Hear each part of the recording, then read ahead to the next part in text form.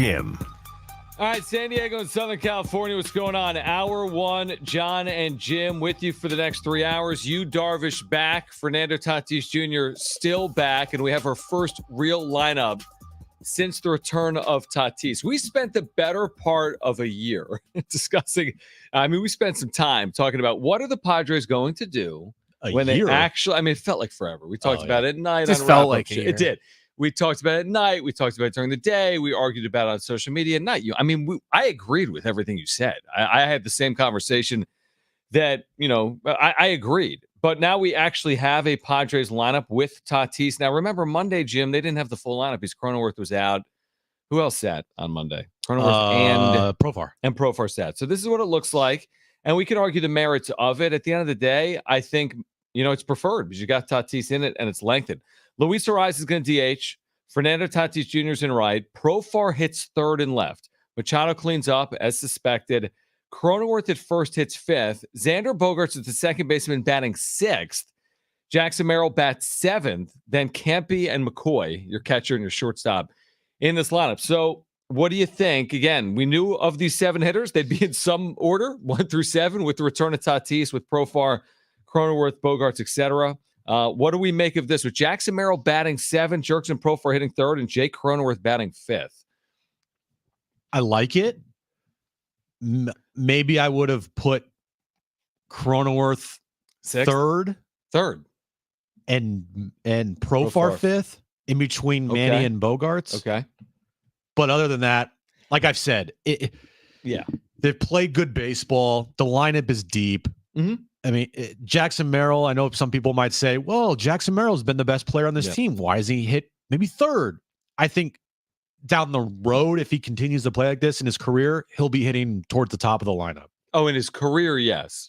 But 2024, I'm with you. I say leave him 6th or 7th. Yeah, he's been doing all of his damage all year long down at the bottom of this lineup. Mm-hmm. And just keep him there.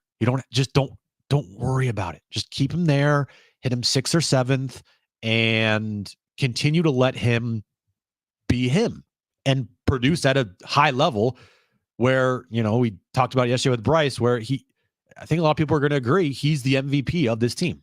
Can I just make this point? Because there was a lot of vitriol over the idea of batting Jerks and Profar further down in the line. Oh, everyone hated me for it. And that's fine. Everyone's got an opinion. We have an opinion. And you didn't even say you will bat Profar 7th and here's why. I was just talking through it. When you look at this lineup and when you look at the way he's played here recently, you could argue that Jerks and Profar could bat lower in the lineup. Honestly, Jim, I kind of agree. Now, there's still time for Profar to be the player that he was in the first half of the year. And he's played every single day. He's had amazing value. I don't need to go sell you on Jerks and Profar, but to be honest, his last month where he's been hurt and he's been hit by pitches and he's been playing every day, he's been a sub 200 hitter over the last month. So to your point, I'm not opposed to moving him further down the lineup. I'm not saying he has to bat 7th or 6th or even 5th. I'm just not opposed to the idea of it happening. And then maybe he starts hitting more like he was earlier in the year. And then you move him back up in the lineup. But this idea that no, there's no scenario where Jerks and Profar can bat lower than 3rd. I think that's pretty short-sighted because, again, we've got a large enough sample size here recently where he hasn't really produced the way he was earlier. We all want to see him hit. I'm just telling you right now, he hasn't hit the same way he did the first couple of months of the year. He's been awful this last month. It's a fact. He hasn't been the same player. We all love Jerks and Profar, but both are true. Jerks and Profar, while he has been fantastic for this team all season long, has been in a pretty prolonged slump here for all of August and really the second half. He's had big moments for sure. Oh, yes. Yep. But my stupid phone is not working. Were you looking for his August numbers or second half numbers? I'm looking for his August numbers. It's sub 200. I know that. It was sub 200. Yeah, and it was sub 200. I don't know the detailed numbers here, but it's sub 200. 196. 689 OPS isn't horrific for hitting 196, but he hit 196. He got on base a lot, 336, but a 689 OPS. And his OPS right now for the season has dropped to 841. Right, which is still obviously very solid, but has come back to earth over the last month. Yes. Mm-hmm. So Hitting him third, okay. Put him in front of Manny. Maybe Manny gives the protection there, and you stick Manny between Profar and Jake. Yeah. It wouldn't have mattered if you switched Jake and you switched Profar, I feel like, because they're both I agree. not playing particularly well at the plate. Yep. But overall, I like the lineup. I like where the team's at. They're getting Darvish back tonight. That's another big boost for this team. Huge. And it's now full squad. It's a full squad. They'll get Kimmy back at some point. I'm not overly concerned about Kimmy. It's not like he was hitting the cover off the ball either. Close to full squad. If it is close to a full squad. You know who some of the onus is going to be on, and it's not tonight. It's not tonight. I don't think it's this week. It might not be this month. But if you're going to plug Fernando Tatis Jr. in the 2-hole, which I'm all for. I'm all for Tatis being towards the top of the lineup, leading off. He's been great for this team previously, hitting second. He's had success. But if Tatis is hitting in that 2-hole, you're going to need productivity, obviously. This has been among the better offenses in baseball this year.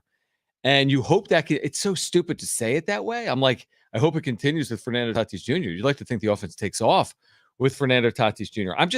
I'm not banking on anything yet from Tatis. Like, I'm not putting my eggs in the Tatis basket and being like, you're in that 2-hole, man. You better have 5 total bases tonight because we're counting on you. At some point, I'm going to be asking that of Tatis. I don't even know what I'm asking of him right now. Just be healthy and quasi-productive. Kinda. Right? Just play every day. Like, get to the postseason. Yeah. Healthy. Right. Yeah, good point. Yeah, like playing half decently. Have a couple moments. That's so weird to say, isn't it? Like, we're not asking him to be like Fernando Tatis Jr. necessarily. I mean, we all want to see it. Well, you know why we're not asking him to be that way? Because of how everyone else has played? Because Merrill, Machado. how the team has played. Yeah. He's not coming in trying to be the savior. I agree. Like, they're not on a 15-game stretch where they're 1-14. Right, or 3-12. And they need that guy to come in to be the savior for the team to help put them back on track. That's not what Tatis is here for. And that's such a great luxury to have, that you've been playing such great baseball that a guy of Tatis's stature is coming back, not being viewed as this guy needs to save us. Like, no, he's coming back. And I think the view of it is only to, like, he's going to help us and he's going to amplify things and he's going to make us better. That, to me, I don't feel like there's any pressure there for him. It's a great situation to come back in because of how they have played. Now, if it was the opposite, like if it was like last year's team, and at this point in the season, they're like, I think 8 or 10 games under 500. Right. And then Tatis is returning. Then everybody would look at Tatis to make an immediate impact. Yeah, go hit 10 home runs. To help this team turn around and make a run at the postseason. That's not it at all right here. I feel the same way about you, Darvish. That you've been waiting for Darvish, and he's a big name, and he earns a lot of money, and he's had some impactful moments, obviously, as a Padre. But I don't think you need him to be anything spectacular right off the bat. In fact, a day like today, I'd be surprised if he gave you more than 4 innings. I'd be surprised if he threw more than 60 or 65 pitches. But the position that you're in, I'm going to change my tune for a second, Jim, and here's why. I just thought about this on the fly. Complete game tonight? No, we're going to need more than that. And if it is a complete game, I want to see him throw on the side after no hitter, needs a shutout. No, more than no hitter. Okay, because you can do better than that. Perfect. If he's walking a batter is not acceptable. Perfect game. Yeah, that would be good. That I would say would be good. But hear me out. Yesterday, when the Padres were off, they got no result they were looking for. And just everyone wins. Great. Oh, Mets, Braves, yada yada yada. So we look up today, and everything's great. Padres are the best record in baseball in the second half, or the second best, whatever it is. They're 3.5 games up in a playoff spot. Are you kidding me? So I'm like, well, it's like, Tatis doesn't need to be spectacular, and Darvish doesn't need to be anything spectacular. And then I'm thinking to myself, well, if they lose tonight and they get the wrong results, Jim, they're 2.5 games up in a playoff spot. So are we still going down the path that we've been going down for the last 10 minutes? Or do they need these players to produce immediately? I still stand by my thinking of how confident I feel with this team, how I'm putting them in the postseason. Right. It's hard to envision with Darvish coming back tonight, Tatis returning the other day. Kim's going to come back here presumably in the next week or so. Mm-hmm. Manny's playing the way he's playing. Jackson Merrill's playing the way he's playing. Yep. Luis Ariz is playing amazing. This bullpen, This the back team. end, this team. Yeah. I mean, something like catastrophic would have to happen in my mind. And I just don't feel like that's going to happen with this team. And we have it in the rundown here, but one of the things is what Kevin wrote about how it's a 180, basically. It's night and day. Yeah. The mentality, the mindset, how before the season, when Shildt went out on his world tour to see all the players and have some like kind of hard conversations with them about the mindset we need to have going into this season, how last year cannot happen again. I just, with all of that and how they're playing and the chemistry they have as a team, dude, that's where I get the confidence from, knowing and thinking that they're going to make the postseason no matter what, even though, like you said, I mean, you're only a half game up on Arizona, you're 3 up on Atlanta, and you're 3.5 up on the Mets. Yeah, it's like you gotta, if you have a bad night, and what I mean by bad night is not if you lose, because that alone isn't enough for it to be a bad night. The bad night is you lose and teams like the Mets and Braves and Diamondbacks win. And when you get all of those results in combination, it becomes a really bad night. And you could look up tomorrow and the Padres could be 2.5 games up in a playoff spot. Now, the opposite could be true. They could win. The Mets could lose to the Red Sox today, and you could be 4.5 games up in a playoff spot. Like, I still need that separation is my point. I feel great about this team, too. I feel confident about this team. And then I look up and I'm like, well, hold on. There's still 20-something games left, and they're only 3.5 games up. So, like, you've been saying, and I agree with you, like, any 1 week could change a lot. I would say any 1 day. It's like you have a bad night and get the wrong results, and I could come in here tomorrow and be like, they're 2.5 games up in a playoff spot. Things just got real. And that could happen in 24 hours or the opposite. 79-61. You're 18 games over 500. I know. In September. Crazier things have happened. Yeah, no, you're right. You're right. Mets are 11 games over 500 and out. On the outside, looking at it, 11 games over 500 in the National League. And of the 4 teams we mentioned, one will not be in, and they will have a pretty good season. Like the Mets could end up with 87 wins and be out. Yeah, isn't that crazy? I still confident. I still feel confident. How do you guys feel? 70470. Start it with the word team if you want to text us or call us. Are you confident? How confident? 877-767-4760. Again, 877-767-4760. We have Aztec football tickets to give away today. Nick Daschel covers Oregon State. He'll join us at 3:30 to talk about the Aztecs and the Beavers coming up Saturday at Snapdragon Stadium.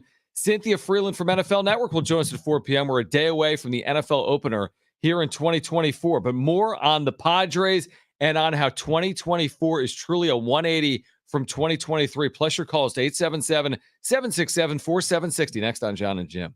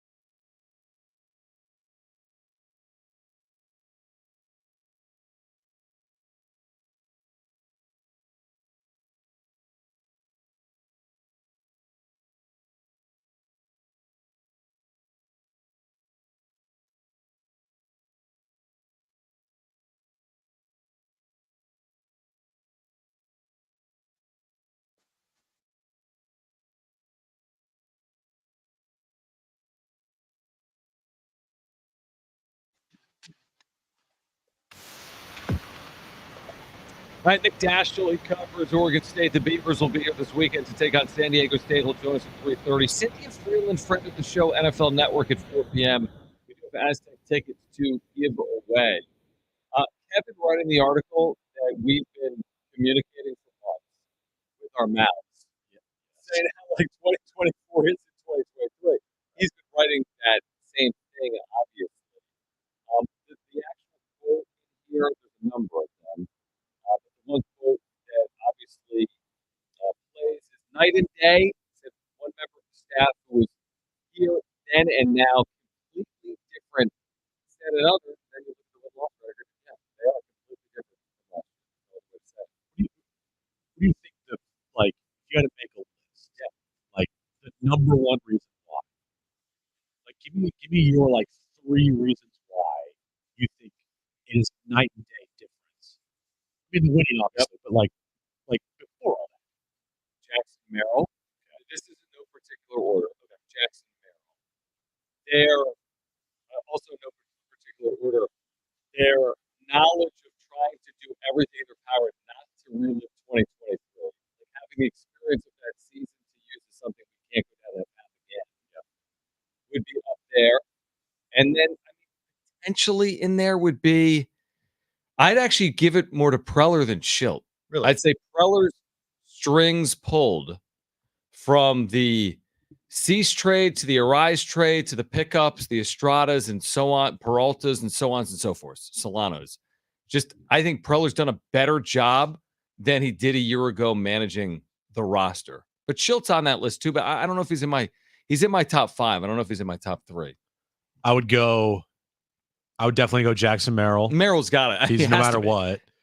I would put Mike Shildt in my top 3. Okay. I would. Okay. Over Preller in terms of job done this year. Yes, because one of the biggest problems last year was the relationship of Bob Melvin and AJ Preller. And every time the GM and manager have had problems around here, it's ended horribly.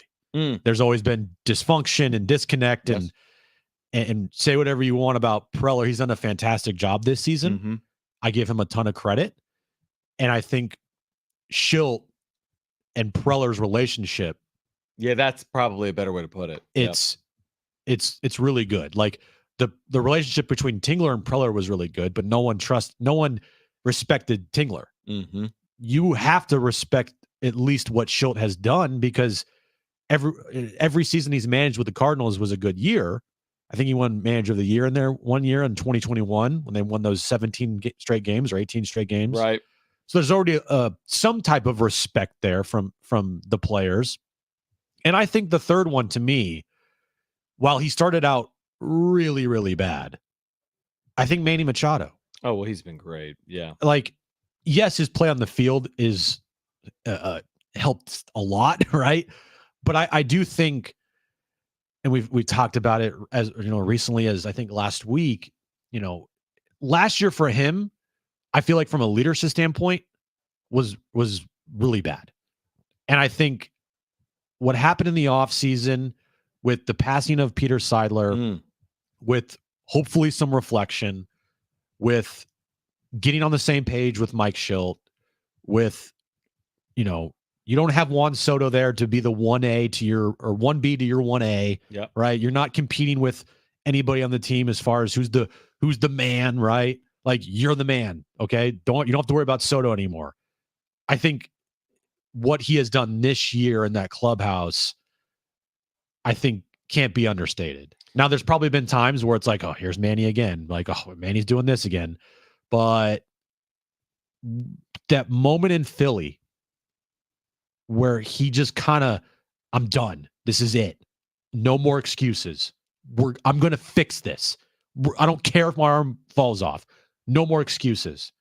And since that point, this team's been like a rocket ship. And we haven't even, from that point on, he has kind of shut up and the talking has been as bad. Like, I haven't heard anything that would be overly consequential, like from a polarizing perspective, controversial, critical perspective from Machado. All I've seen from Machado for 63 straight games, I think that's what it is since Philly, is he just flat out hits. He's like a 920 OPS player with 14 home runs in those 62 or 63 games. He's been Unbelievable. For all the criticism he rightfully took in 2023, he should get maybe equal amount of credit for how this has played out. To get to this point, 18 games over 500, the best season by a Padres team in potentially 25 years. Yeah. In terms of win-loss record in the regular season, yeah. Manny Machado deserves some of that credit. Let's go to the phones here with Dave. We have Nick Daschle, who's covering Oregon State, who will join us coming up at 3:30. We'll preview San Diego State and Oregon State in about 5 minutes, but Dave has been patient and on hold. If you want to weigh in, 877-767-4760. Dave, you're on with Jon and Jim. Well, thanks again, guys, for having me. Kind of listening to you here. I'm driving down the road, and you're going on one side of the road, then you're going on the other side of the road with all your stuff. You know, guys, this is paralysis by analysis, what I'm hearing respectfully about Fernando. Here's the bottom line. If he's sitting at the top of the order, and we had this same discussion, if you recall, about Xander Bogaerts coming back, similar discussion. If he's sitting at the top of the order and he pulls out a 2 for 27, something of that nature, we're at go time right now. We're at winning time. There are consequences to be had on every single pitch, every single game. You cannot foster that at this point. This is not the beginning of the season. I don't care what his contract is. I don't care who he is, what his name is. This is winning time, and you cannot have that. So let's hope that we don't get into that. And I understand where Jim's going with this. He has all this faith that a guy that's missed over 40% of his games is somehow going to come back and be productive. We don't know. Let's hope so. Dave, we appreciate you. I don't think we went down that path. We never went down that path. And the only thing that matters, Dave, is winning. I don't care if Tatis goes 0 for the rest of the season. If they win 92 games, that's all that matters. And also, we can't. And listen, if he's 2 for 27, okay. He's 0 for 4. Every player on this team has been 0 for 4. Down. All of them. Jackson Merrill, Manny Machado, all of them. He's 0 for 4. Yeah. And if they win the World Series and Tatis doesn't have a hit the rest of the year, nobody cares. And he will, by the way. He's going to be a difference maker. The question is, to what extent? Is he going to be the 2020 Tatis or somewhere in between? You know, like what impact will he make? We'll find out in the weeks ahead. All right, we're going to switch gears. Nick Daschle covers Oregon State. How about this? Nick Daschle is joining us on the other side. After our conversation, we're giving away San Diego State football tickets for Saturday night against the Beavers. So be here. Don't go anywhere. We'll preview San Diego State and Oregon State. It's coming up next on Jon and Jim.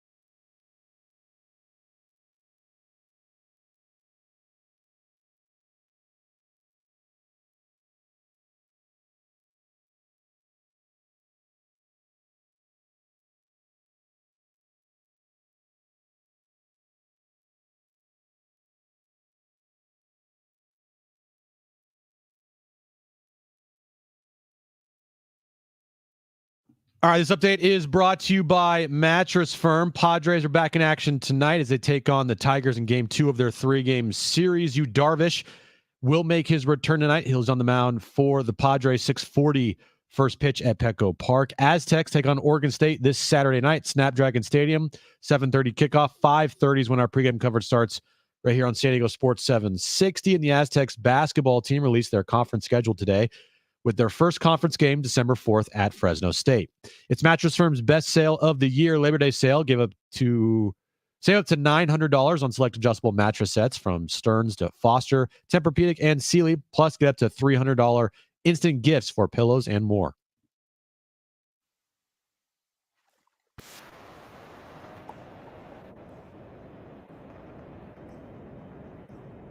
All right, we're going to try to connect with Nick Daschel. He covers Oregon State for the Oregonian. San Diego State, Oregon State coming up Saturday at 7:30. You can hear it right here on San Diego Sports 760. We do have a pair of tickets. One pair of tickets. San Diego State, Oregon State. You're going to be there. I'm going to be there. Guess what? Aaron. Saturday. So wait, is Aaron just going to be like sitting in a corner? Are you working or are you going to be with Aaron? That is a good question. I have you on the credential list. I know you do. Well, this could change everything. I hope San Diego State isn't listening right now. I just said Aaron was. You're just going to put her in the corner and she's going to be sitting there drinking kombucha? Or wherever. I mean, is she going to be there? This isn't MLB. There's not a player's wife section. Should be. Yeah, she wants to go, and she loves Snapdragon Stadium. She went to ECU for college, and she loves going to college football games. So, yeah, it's going to be a fun time. Okay, so Aaron's going to be there, and you're going to be there. You're going to be there. Right. Okay. Looking forward to it. I think Nick is going to. You could try him again. He just texted me, or he's going to call us. Oregon State, man, it's a little bit of an interesting story, isn't it? You got two schools that are still technically in the Pac-12. Yes. What is that kind of no man's land? Their future is unknown. It was very weird going. We went to the Oregon State event. Yeah. We went to the Pac-12, Pac-2 event with Oregon State and Washington State. Where were we? The Bellagio? We were at the Bellagio. It was a really nice event. It was amazing. Yeah. And we got some hookups and we went in and amazing food, a full bar. Yeah. I was really like, nice event. I wish we could have stayed, but we went to Team USA basketball versus Team Canada. Yeah, so such is life. We had to hang out with LeBron and Steph. Yeah, it's fun. But it is weird. We were in a ballroom. We're like, where are the other teams? Like we were at the Mount West meeting day. It's like all these teams and coaches. There was two teams, and then the mascots, a couple players, coaches, and then the Pac-2, Pac-12 commissioner was there. Yep, Teresa Gould. And like one of the first things she said was, everyone deserves a drink. Yeah. There's an open bar because everyone in the Pac-12 deserves a drink. Right. Yeah. So let's drink a lot of liquor tonight. Weird. It's not, the line is okay. Let me see if I gave you the right number. Yeah, I think I did. I'll tell him to call us. Nothing like doing the two things at once thing. If you could 877-767-4760. Oh, I thought you gave out our like hotline number for a second. Who cares? What if I just gave out like my actual phone number? Then you'd probably get random text messages from Dave. Exactly. Yeah. All right. Well, in theory, we're going to give away Aztec tickets in the next 10 minutes. And in theory, Nick Daschel is going to call us here from the Oregonian momentarily. Not in theory. Oh, by the way, maybe this will be for 10 minutes from now because Nick might call us. I did lunch with my buddy Jason Benetti, who calls games for the Tigers. Oh, thanks for the invite. Oh, no big deal. Thanks for the invite. Who hopefully will join us tomorrow. It's a busy day. Busy spent anyway. He has a new theory on why yesterday was the off day, which blew my mind. Did you talk about it for 20 minutes? Less time than 20. But we'll share that coming up after we talk to Nick what a Daschel. tease. I like that. He had an amazing theory that we spent so much time on that damn off day. He had an amazing theory on it. Of course you two did. And of course he knew the answer right away. He's like, no, I don't really know, but here's why I think. So stay tuned. Stay tuned for that. Stay tuned. Plus we have San Diego theories. State. We have San Diego State tickets. We'll give away in about 7 minutes. It's great to connect with Nick Daschel. He covers Oregon State for the Oregonian. Again, San Diego State and Oregon State here at Snapdragon Stadium Saturday night at 7:30, a game you can hear right here on San Diego Sports 760. Nick, we appreciate you taking some time for us here in San Diego. We know it's only one game for both of these teams. What we saw from Oregon State this past weekend, where they ran it 58 times for over 350 yards, is that going to be the pedigree, or is that just a one-game example against an FCS opponent? Like, does that carry over to this week or not? And thanks for hopping on.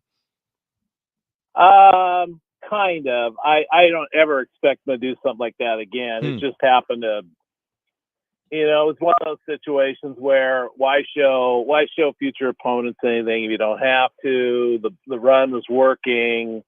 Idaho State couldn't stop it. They do want to run the football, and could I see them running 60% of the time? I could see that, but they're not going to run 80% of the time. So, but it's definitely an offense that leans on the running game, because they have two pretty experienced running backs and an offensive line that's got four guys that have played quite a bit of college football. Oregon State plays Oregon next week. Is this viewed at all maybe like a trap game this weekend for Oregon State? I've asked that. I haven't sensed that they're really looking ahead to that. Trent's pretty good at keeping, he's just, I have not heard any Oregon stuff really. And I don't, they know this is a game they got to win if they want to get to where they want to get to. And so I don't think so. I mean, yeah, I think their mind's on San Diego State. Nick Daschle with us right now. He covers Oregon State for the Oregonian. It's interesting what you just said there, like that they know that they can't look past San Diego State if they want to get where they want to get to. Well, they're in a league of two right now, as we know. We also know there's also a spot open in a college football expanded playoff for a program outside of the quote-unquote Power Four, that group of five spot, so to speak. What is the goal here for Oregon State? Is it, hey, let's go 12-0 and be in the expanded playoff? Like, what's the realistic goal heading into a season where there is no conference championship to play for? Well, that was the selling point Trent Bray had when he took over the program in November. Yeah. When he met with a team that, why can't we make a run at this thing with the roster that we can put together and the schedule that we have?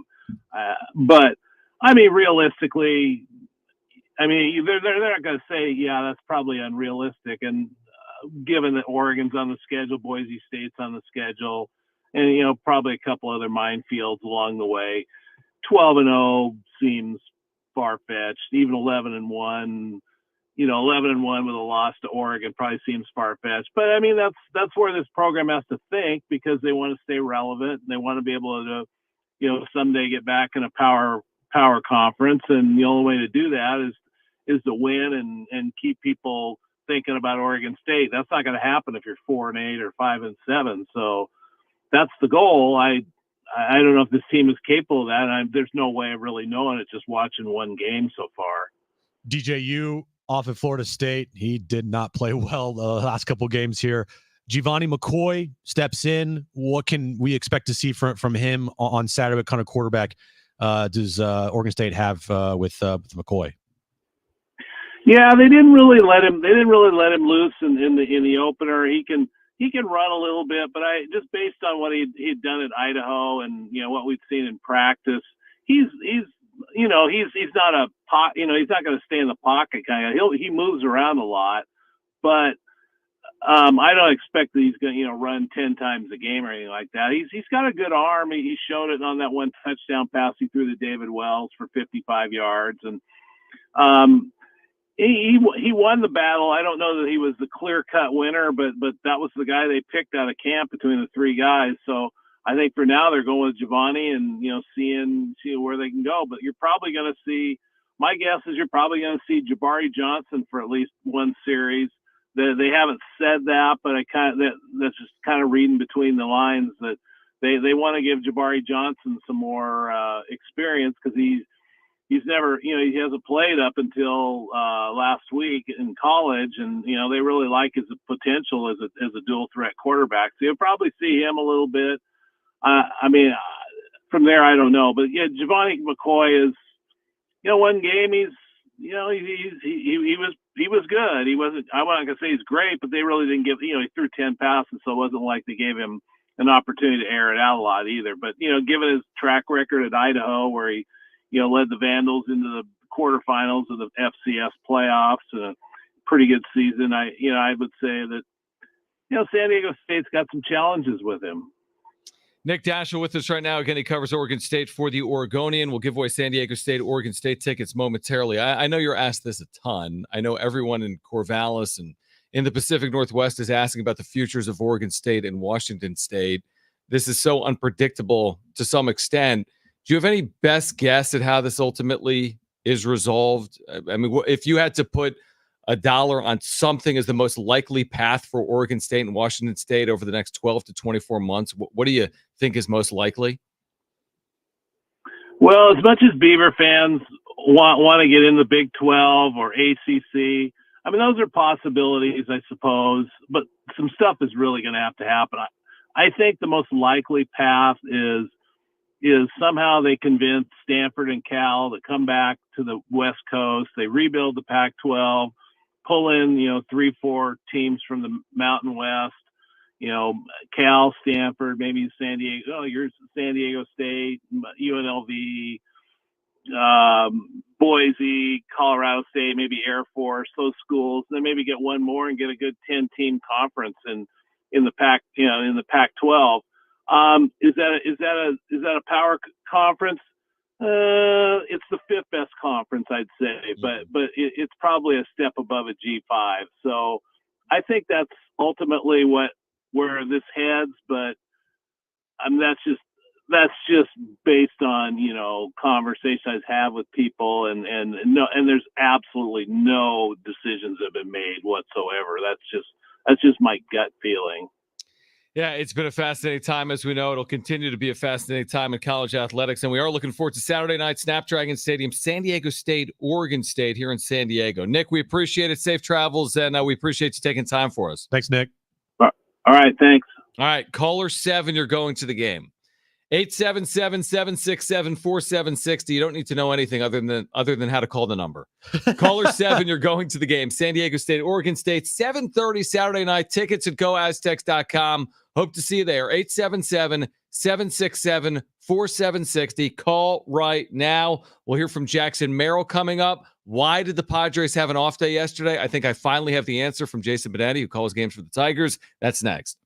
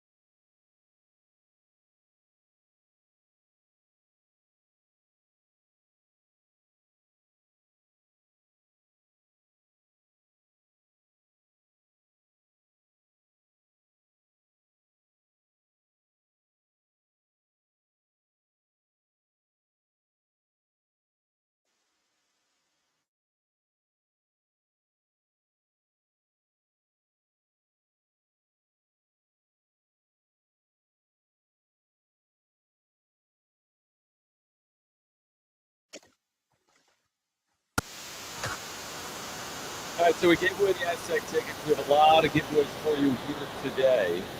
By the way, at 4 p.m., Cynthia Frelund, friend of the show, NFL Network. The NFL starts so in a day. Wait, what? Yeah, so she'll join us. Coming up in 13 minutes. Are you ready? Doesn't really matter because it's tomorrow. Are you ready? For Cynthia? It's time to play the game, John. It is. The talk is over. It's ready. I'm ready for Ravens. Time to Chiefs. play the game. All right, Cynthia Frelund, NFL Network. She'll join us coming up at 4 p.m. I have no idea what you're talking about. I know. Okay, so hear me out. So I did lunch with my buddy who calls games for the Tigers. Again, thanks for the invite. Yeah, I'm not inviting you. I don't know him. But I'm like, why on earth was there an off day on Tuesday? He's like, dude. He's like, I don't know, but here's my theory. Here's my working theory. And he's like, I can't confirm or deny this. And I gave him my working theory, which is like, CBA, you can't play more than a certain number of games in a row. They had to halt the series, right? Yeah.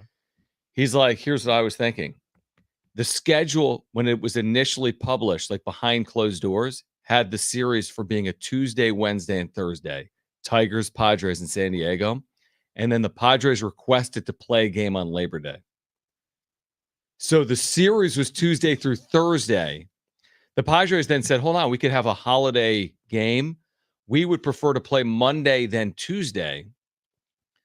And the reason the game was at 3:40, not earlier, San Diego was traveling back from the East. So the union would have to sign off on it. Detroit was traveling in from Detroit.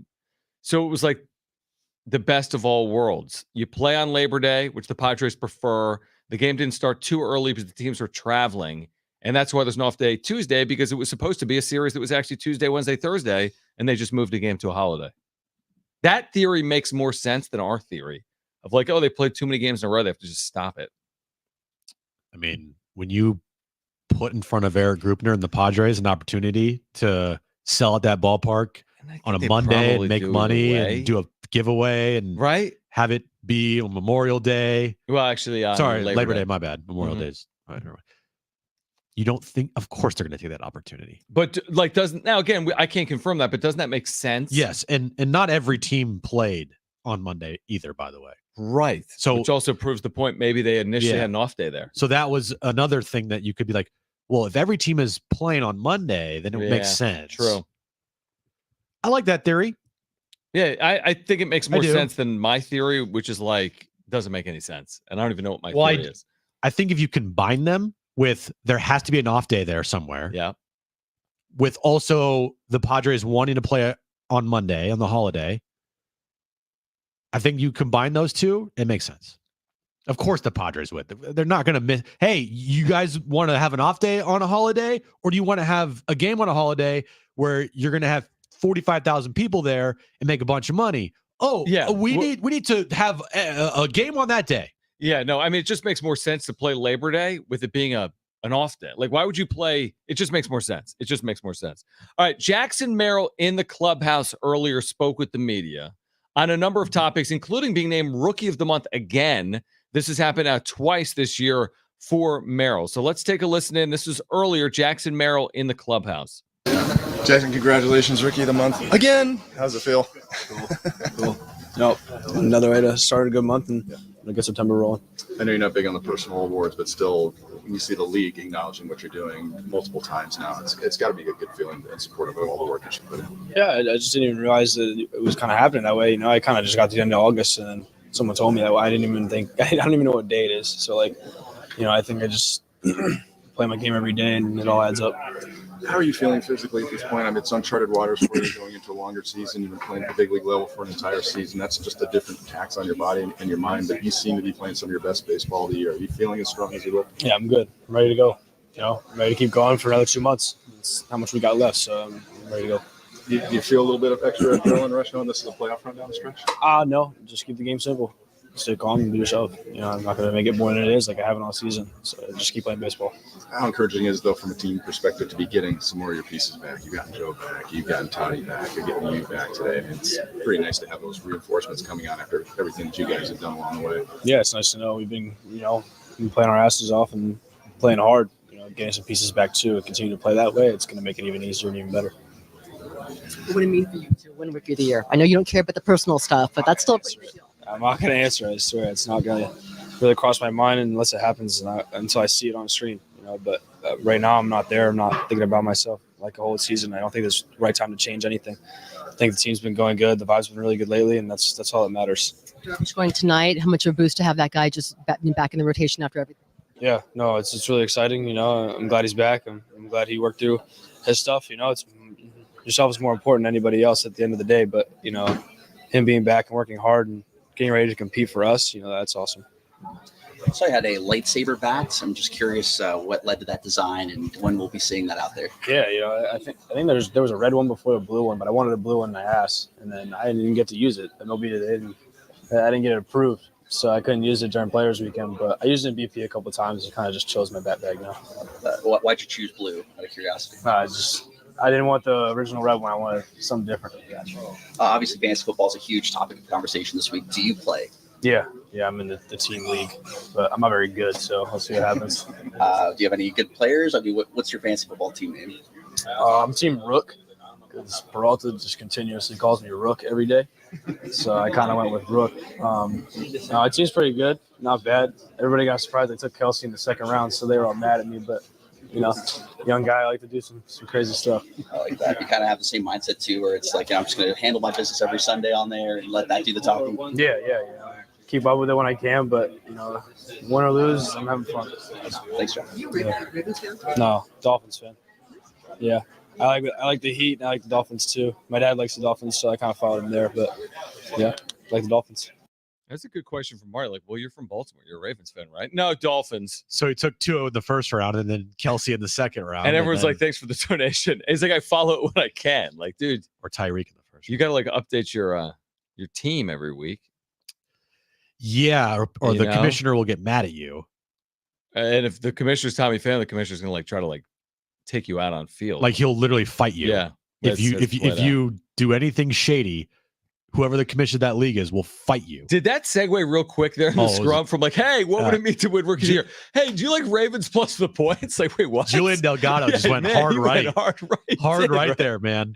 He really I respect it though, because sometimes the questions are kind of it's the same. It's same ones. And then it's like, hey, by the way, like you said, Ravens Chiefs, get the money line on that? What do you got there? I've been meaning to ask you about your favorite kicker this year. Yeah. Are you keeping up to date with Travis Kelce and Taylor Swift? Like, what's going on? That surprised me he's not a Ravens fan. That did, yeah. That surprises me. Yeah, I mean, you grew up in Baltimore. They've been awesome. By and large, they're a really good team. Now, he would have grown up during, like, when they won a Super Bowl, right? No, he was not born yet. You want to know my theory on this? There's no proof. I'm just totally just making it up. He said he's a Dolphins fan because his dad's a Dolphins fan. Yeah. Well, his dad's probably old enough. He might hate the Ravens because they used to be the Browns. So when they left, he might have became a Dolphins fan. Good call. So that would be my idea on why he wouldn't be a Baltimore fan. But in Jackson's heyday is 2013. Ravens.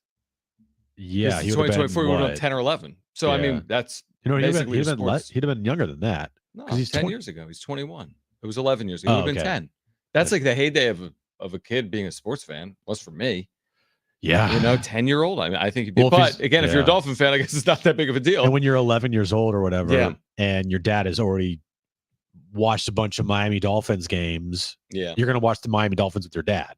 I get apparently. Like you take after who you pretty much your family or dad usually roots for. Not always, but usually. Unless you're contrarian. All right, Cynthia Frelund, NFL Network on the other side. The NFL kicks off tomorrow. Chiefs, Ravens. Cynthia Frelund, NFL Network. Jones is next.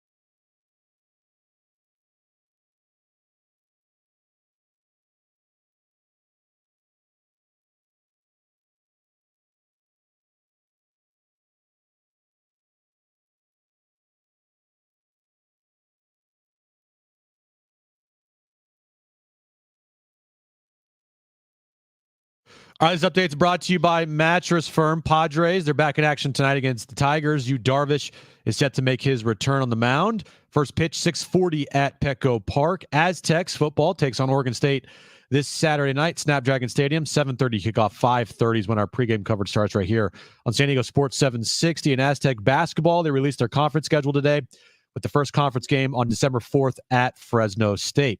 It's Mattress Firm's best sale of the year, Labor Day sale. Save up to $900 on select adjustable mattress sets from Stearns and Foster, Tempur-Pedic, and Sealy. Plus, get up to $300 instant gifts for pillows and more.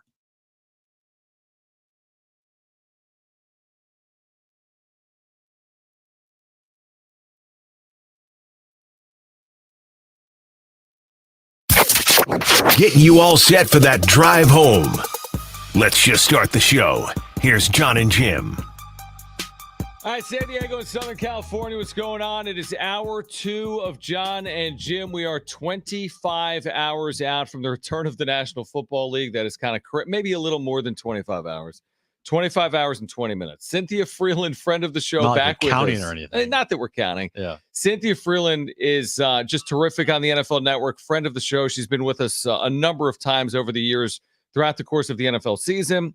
Back with us on Jon and Jim. So here we go again. It feels like it's always the same old story when the Chiefs are coming off a Super Bowl. I mean, is this a dumb question to start the season by saying Chiefs or the field? And thanks for hopping on, but can I ask that question? Is that legitimate to say Chiefs or the field to win a Super Bowl as we start 2024?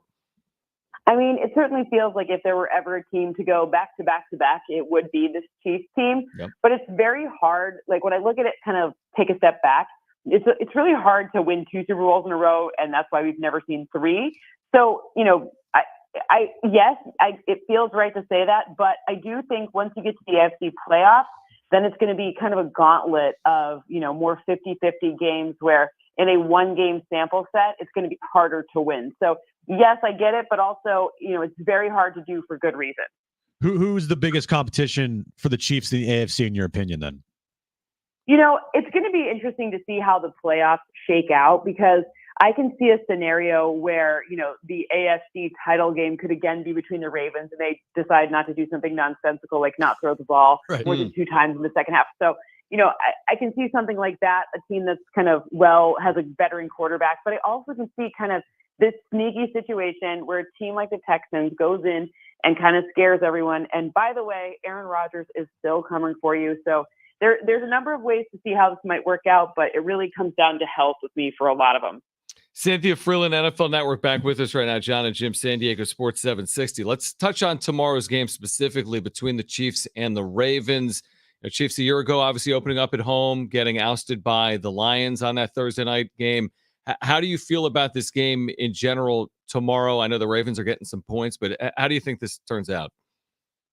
I think this one goes a little differently than last year. I mean, if you look at that game again, it's really about missed opportunities for the Chiefs. I mean, there were about 35 dropped balls in that game. So I don't know. I just don't think that's necessarily going to happen again. I feel like when I'm looking at this team in general, top to bottom, they have a really nice blend of continuity at key places. And then they do have, one new O-lineman that's kind of a big deal, but also you've still got now like all of these tight ends that are back and a bunch of, the receiving core is now a little bit more veteran. So, I think this is a strong one where Andy Reid, it's like we're back to the like Andy Reid coming off a bye, like the biggest bye this summer. So I have a little bit more faith in that, considering the Ravens are, I think 60% of their O-line will be different. So there's snaps at O-line, there's 3 new O-linemen, but that's about 60% of full snaps, which is a lot. Biggest offseason story was with the Niners. I feel like every day it was, what's Brandon Ayuk's situation? Is he going to sign? Are they going to trade him? Well, now he's back with the Niners. Trent Williams is also back with the Niners. They're pretty much bringing everybody back this season from their Super Bowl team last year. With everybody back in the fold now and status quo remaining, like, are they the team to beat in the NFC in your opinion? I think the Eagles would like to have a word, because a lot of what happens for me, it comes down to your schedule. And unfortunately for the Niners, it's less about, this weird amount of distractions and crazy things going on, and more about they don't get to play the Giants twice, and they don't get to play the Commanders twice, right? So, unfortunately for the Niners, they just have a more difficult schedule in general. I believe they have like the AFC North as well, which to me is the hardest division in all of football.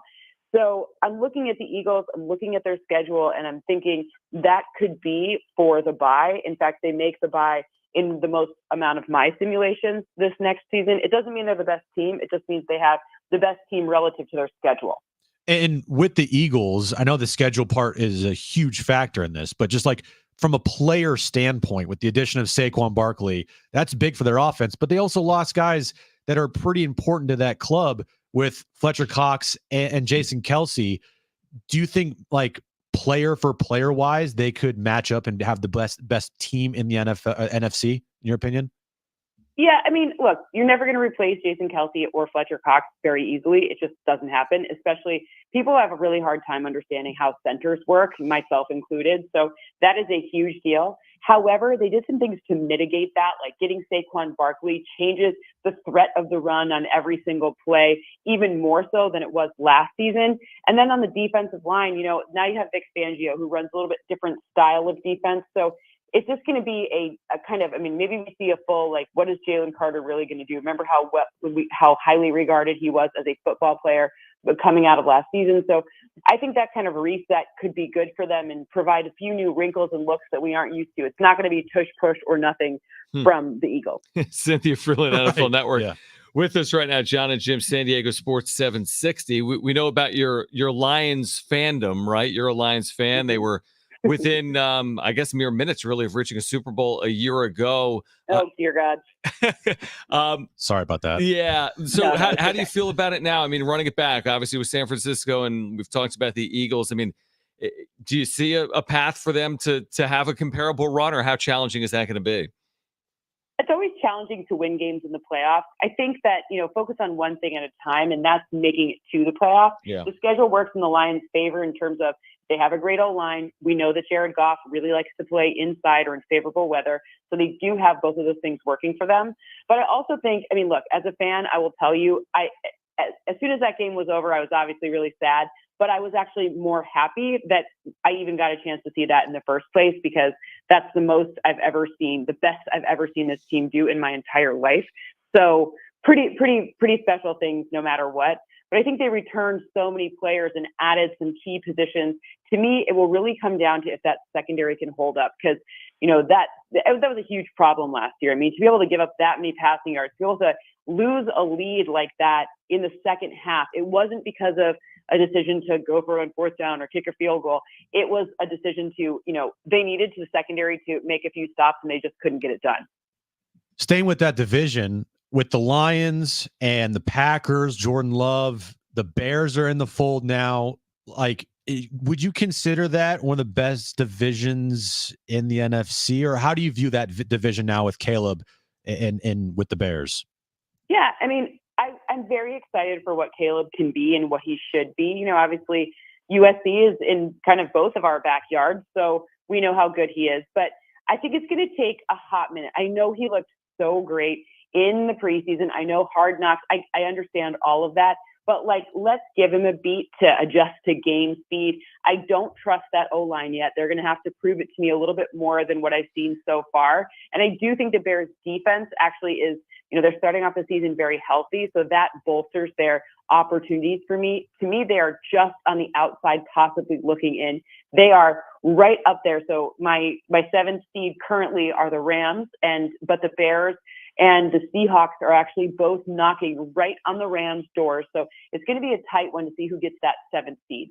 Good segue to, you mentioned the Rams. Just in LA specifically, who's going to have a better season, the Chargers or the Rams? Well, what do you consider better? Because I think Jim Harbaugh is like such a draw. The man wears cleats to practice. He pulls the sled. Like, that guy's a spectacle. So I think he's going to be the more spectacular coach. But I think in terms of who wins more games, it's the Rams. And I think we all kind of have to be, here's my Lions fandom, but also my, acknowledging what happened with Matthew Stafford and the Rams. Like, this may be Matthew Stafford's last season, and we got to kind of he might be, to me, and I think I'm not the only one here, but one of the more underrated quarterbacks of all times. I mean, this is a guy who was drafted to be 1.01, and he was every bit of that. And, look, I even created a metric for him because he was so good at the play after being pressured. And that metric has actually been pretty predictive for other quarterbacks as well. But nobody has done it as well as Matthew Stafford. He has over a 101 passer rating on the down after he was pressured. So most top guys, like playoff bound guys, their passer ratings like high 80s, maybe into the 90s, but not consistently. We've gone this whole conversation without talking about Aaron Rodgers. Good job for us. Good job for us, but we got to get an Aaron Rodgers question in there. I mean, realistically, expectations for him coming off of the injury he had last year, and there's been drama with the Jets this offseason. What's new? I mean, what should we expect from Aaron coming off of this major injury at his age? This has shades of that season. Remember when we were all like, oh, Matt LaFleur and Aaron Rodgers hate each other, blah, blah, blah. And then what did he do? He just goes out there and crushes MVP. So to me, that has shades of this, where it's like, oh, you want to talk about Hassan Reddick? Ha, ha, ha. I will make you all forget it. I do think he's going to come out swinging. I'm more excited in the fact that the O-line is really significantly improved. I think that is more of a forecast for their success, because to me, if they can get Breece Hall going in the run game, all of the things that come off of that for Aaron Rodgers, for Garrett Wilson, for anyone on that offense, I think it just all comes from the O-line. So as much as I'd like to say, like, Aaron Rodgers is going to use his, he's going to inception his way into whatever, I think it's more like, no, this O-line's actually significantly improved, and they made some good moves in the offseason, and they can control the football more because they can run the football, and that's kind of how you win games. Cynthia, before you go, everyone's excited for Thursday night. The audience will be massive. Everything going for the NFL, obviously, with the Chiefs effect and Taylor Swift and everything. But then there's Friday. I'm almost more curious to see a game played in Brazil. We've seen the Chiefs, we've seen the Ravens. We know we're going to see them each and every week. What do you expect for? Are you curious like I am? I'm very curious to see what it looks like. NFL, Eagles, Packers in Sao Paulo. What do you expect that to be like? Yeah, no, I think that's going to be a real spectacle. But by the way, I love the fact that it's a Friday night. I think it's been like a billion years, and the Rams were the last ones to play on a Friday night. But it's so funny because I think it'll look kind of like exactly like we think: wild, crazy, fun. Yep. That's exactly what the NFL is looking for. People are going to fall in love with it. They picked really good teams to bring over there to do that, or down there, or whatever direction you are relative to it. But ultimately, it's like Jordan Love's an exciting player. Jalen Hurts and the Eagles, super exciting. They could be great in the run. They could pass well. Like, you've got two dynamic running backs there, and Josh Jacobs. And of course, you got that other guy, Saquon Barkley, and his quads down there. So I do think, at least what I've experienced from international fans, is that, offense and the ability to see the run and see the pass, and it not just like be a stop on every down, that makes people pretty excited, because it kind of feels like that's the first thing people learn when they watch football. So I think they picked a really good one for that. Cynthia Frelund, analytics expert, NFL Network. The offseason, Cynthia, is over. I know you're ready. I know our listeners are ready as well. We appreciate you doing it, and let's do it again once the season gets underway. But thanks for hopping on in San Diego, as always. I love coming up. You guys are the best. Happy season, and thank you for having me. We appreciate Thanks, you. Cynthia. Thank you, Cynthia. All right, Cynthia Frelund, who, again, is based here in Southern California, hopping on in San Diego and San Diego Sports 760. It's exciting. I mean, it's here tomorrow, and then there's Thursday, Friday, Sunday, Monday for a first time basically ever this weekend. I mean, they're not stupid when it comes to how. I mean, that's what college football did this past weekend. They had a game from what? Thursday, Friday, Saturday, Sunday, Monday. Yeah, every day they had a college football, at least one college football game. Yep. Multiple, and then it culminated with Monday night, Florida State getting their ass kicked by Boston College. You're right. Yeah. All right. Coming up next, we'll get to the wrap. Then we'll hear from Mike Shildt, who has spoke with the media this afternoon ahead of Darvish's return. We're here until 6. We've got tons of giveaways over the next couple of hours as well. Stay with us on Jon and Jim.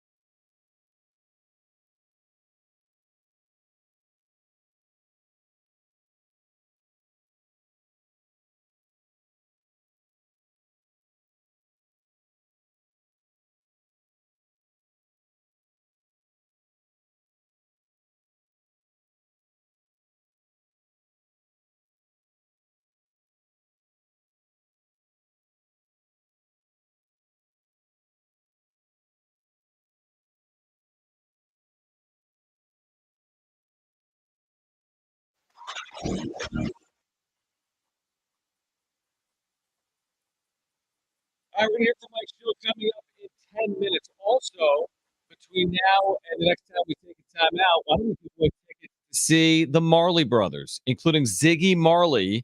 This is Wednesday, September 11th at the North Island Credit Union Amphitheater. Be listening. We'll give those away in about 6 or 7 minutes. The Marley Brothers with Ziggy Marley, September 11th, North Island Credit Union Amphitheater. We'll hear from Mike Shildt in about 10 minutes. And right now, let's get to this. It's time for The Wrap, presented by Sombrero Mexican Food. Check out their website at sombreromex.com. What's Yu Darvish's pitching line going to be like tonight? I think 4 innings, 3 hits, 1 run, 1 walk, 4 strikeouts. Okay, I like it. And 63 pitches. I like it. I go 9 innings. No, you know what? No hitter. I say he finds a way to work into the 5th inning. So Really? I'll go over. I'll say 4 2/3 innings. Okay. And I will say 4 hits, 2 runs, 1 earned. How many pitches is the most important? 1 walk, 3 strikeouts, and he's going to do that on 66 pitches. Very efficient. To work into the 5th? Yeah, kind of. 13, 14 pitches in. But I don't think they put him in a spot, or I don't think they want him in a spot where he's going to throw like 3 innings, even off an off day for the bullpen. I think they want to get 4+ innings, and we'll see if they can get 4+ innings from him. The number of pitches, I think, is more important Than the innings? Yeah, definitely. I agree. Like that, they're keeping their eye on the pitches. Yeah, definitely. I mean, shoot, if he gets to like the 7th on 60 pitches, That'd be great. That'd be amazing. Or the 9th. Yeah. on 60 He pitches. finishes the game off. I hope he's effective. Next question. 9 pitches every inning. Yeah. Yeah. 3 All right. pitches every inning. Yeah, set a record. Are the Chiefs a good bet to win the Super Bowl at 5-1 odds? I mean, That's what it is at ESPN Bet to start the year. I'll say 5-1. I'll say no. Not a good bet. Not right now. Because I think as the season goes on, that thing could go up to like 10-1 or 12-1. Or you know what I mean? Like it could get lower. Yeah. And then you may want to like cash in then. Because they'll make the postseason. And once they get there, that's when the lines will start favoring the Chiefs more, because Chiefs in the postseason like Don't lose. But I think you got to figure out the right time to do it. Like maybe if the Chiefs have lost like 2 or 3 in a row, right, and their odds go down, maybe you cash in then. But right now, 5-1, I would wait. Yeah, I tend to agree with that. Chiefs, again, obviously the betting favorite right now at 5-1. If you're curious, I'm looking. Where's San Francisco? Because where was like the lowest odds for them last year? I know last year I think it was worse than 5-1. Yeah. Certainly. You know what San Francisco is right now? 8-1, 6-1, and apparently it's getting much less handle or action than Chiefs at 5-1. Other notables: Eagles 11-1, Ravens 10-1. Well, everybody thinks the Niners are going to, including myself, have a down year just because. I mean, 6-1. There's not a lot of value there. No. I mean, 6-1 to win the Super Bowl, something they haven't done in forever. Yeah. With all due respect, coming off of that heartbreak of a loss. I need more than 6-1. Next question. How many rushing yards will Marquez Cooper have on Saturday against the Beavers? 147 rushing Ooh, yards. It's a big number with the touchdown. I'm putting the over/under at 99.5 because I think that's a good game against a quality opponent. I mean, obviously there's a step up in competition from Texas A&M Commerce to Oregon. Well, Beavers. Oregon State Beavers. It's a step up. If he goes for 100 yards, I think you're in a good position, is my point. 100 yards out of your starting tailback against a team like Oregon State means you're possessing the football a little bit. You're moving the ball. It's giving your quarterback a chance to be, multi-dimensional, run it and throw it. So I think if he goes for 100, that's a darn good day against Oregon State. Yeah, I think if he gets to my mark, which would be like crazy, they're in good I shape. think they're winning the game. Yeah, I agree. I'm excited to see him. Again, the encore off 223 yards for Marquez Cooper. What does he look like Saturday night at Snapdragon? Let's get to our final question. Gotta love the classics. Is this a must-win series for the Padres? Well, I mean, they're already in the series. That's the thing. Like, can they afford to lose the next 2? Well, no, every game now So it's a must-win? is is A must win. not a must win, but it's Important. like life or death. Like, oh my God. Feels like it, yeah. They lose, it feels, and everyone else behind you wins. It's like the worst thing ever. Yeah, like I'm watching the Mets already leading against the Red Sox. And by leading, I mean they aren't leading, but they've loaded the bases in the first inning with no one out. You know how yesterday I said that I'm not scared of anybody? You're scared now, aren't you? And the Padres, in my mind, are the team that people should be scared about. Still stand by that point. Right. Mets are making a hard push to be my team that I'm most scared of. Over LA? Because LA has been as hot as any of these teams. They have. On the whole. But I do think at some point, midway through September, they could go into cruise control. Good. Because they open up 6-7 games in the division. They and win then it. you're going to have a bye. Yeah. The Mets are playing for their lives every day. And have dominated the season series against San Diego, right? 5-2? If, 5-1, no, 6-1? 5-1. 5-1. That's No, good. 5-2. You're right. 5-2. Split that There's a 4-gamer here, yeah. but that's pretty good. So yeah, I'm with you on the. Listen, I'm keeping track of what's going on behind San Diego, even though the Padres have played this well. Oh, yeah, of course we because are. these teams have all played well. Arizona's great. The Mets have played really well. Atlanta up and down, but they're right there. So I'm keeping my eye certainly on the Mets here tonight. Of course, it's not a must-win series, but nobody would feel good about the Padres losing the next 2 home games to the Detroit Tigers. All right, we're going to hear from Mike Shildt on the other side right now. I promise you tickets to see the Marley Brothers. Caller 5, you are going to see the Marley Brothers, including Ziggy Marley, Wednesday, September 11th, North Island Credit Union Amphitheater.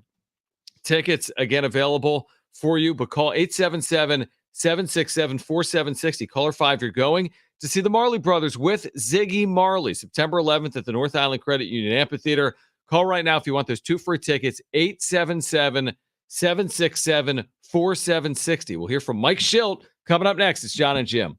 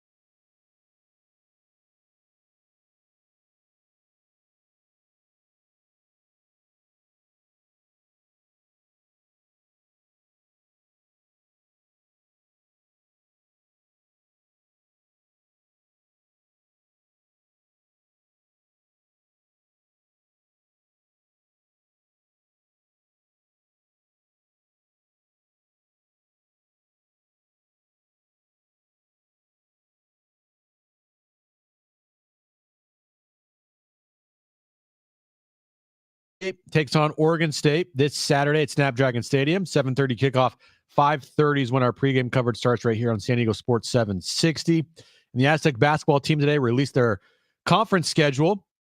First conference game will be December 4th at Fresno State. It's Mattress Firm's best sale of the year, Labor Day sale. Save up to $900 on select adjustable mattress sets from Stearns and Foster, Tempur-Pedic, and Sealy. Plus, get up to $300 instant gifts for pillows and more.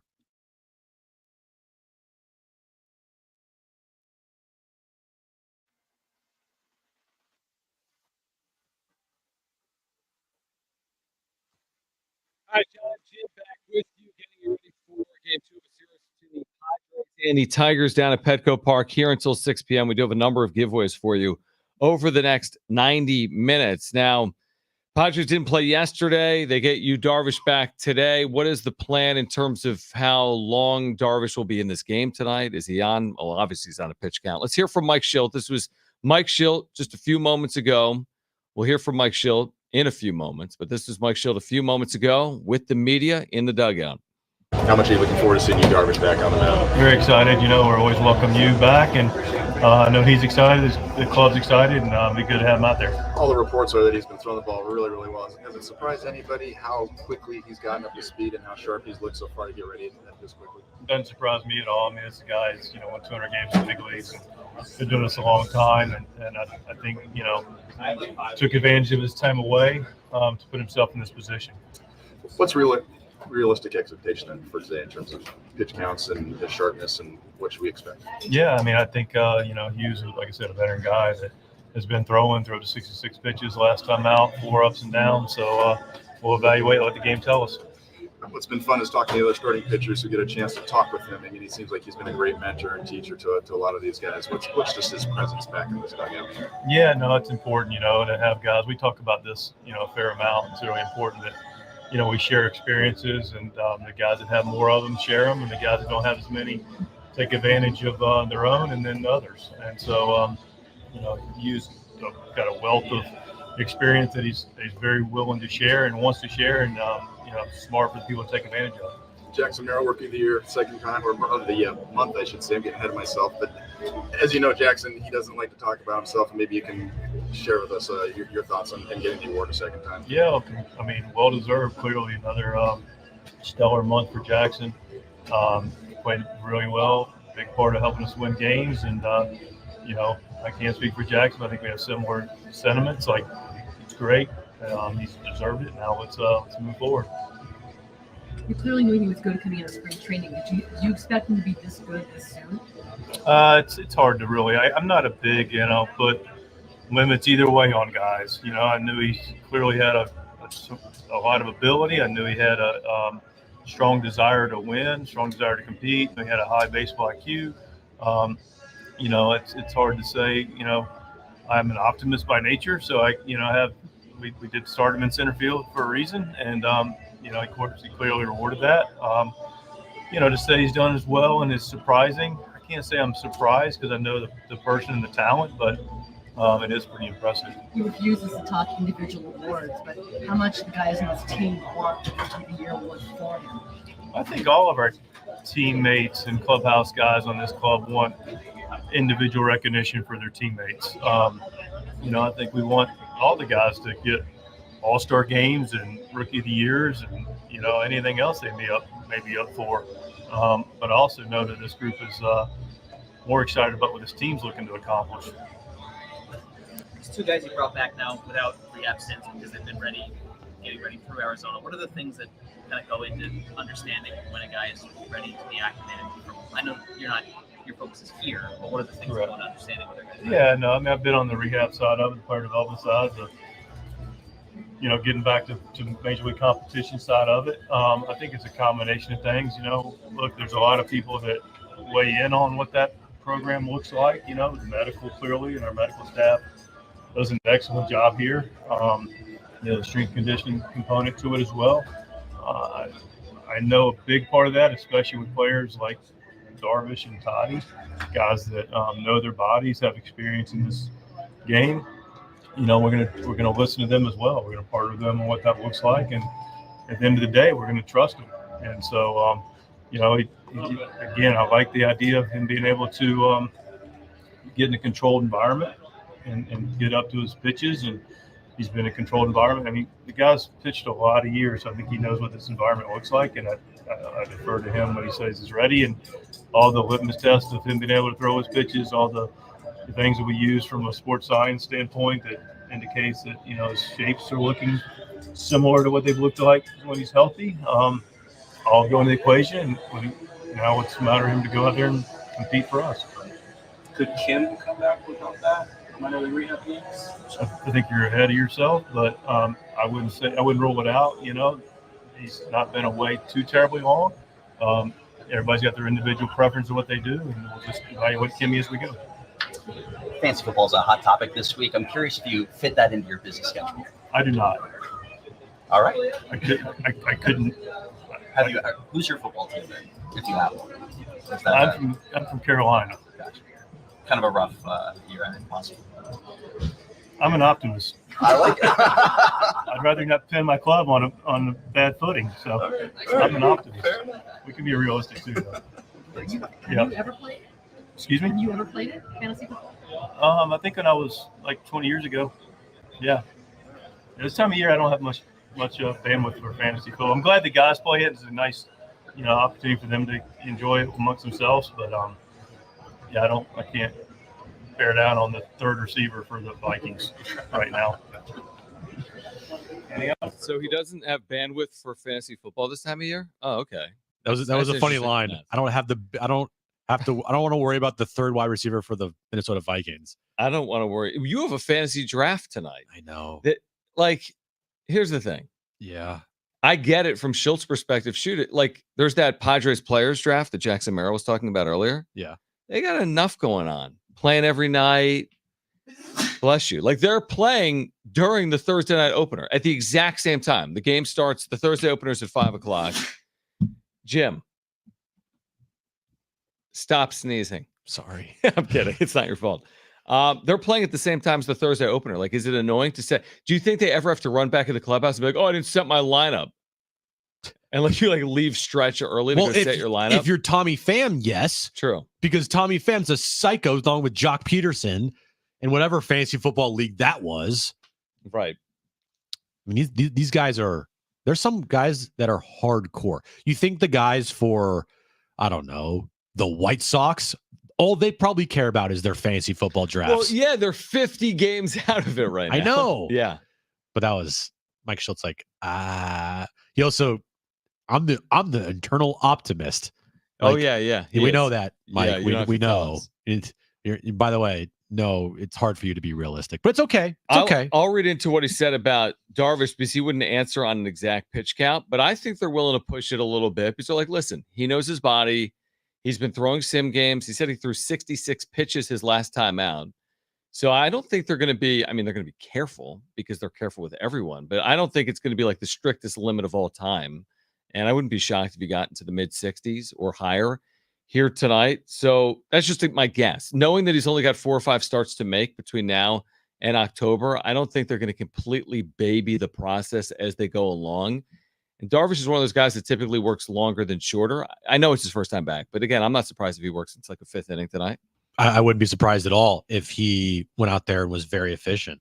If you look at Darvish this season, when he came back from his first IL stint, he was fantastic. Mm-hmm. Now is a much longer time than his first IL stint with the team, but when he's been out there, John, he's been actually really good for this. Oh, he has for the Padres. You look at his start on, where was it here? I believe it was April 30th.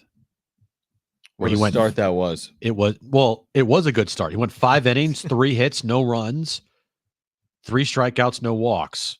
And then he followed that up with another 5-inning performance, no runs. Mm-hmm. He followed it up with a 7-inning performance with no runs, and followed that up with a 7-inning performance and no runs. So my point is, he could look very efficient right away because that's what he's done this year, coming off of an IL stint. All right, so Darvish returns. This is a much longer one. Yeah, obviously. Again, it's a lot of time, and I liked the line of questioning of hey, Darvish didn't rehab, and Tatis didn't rehab.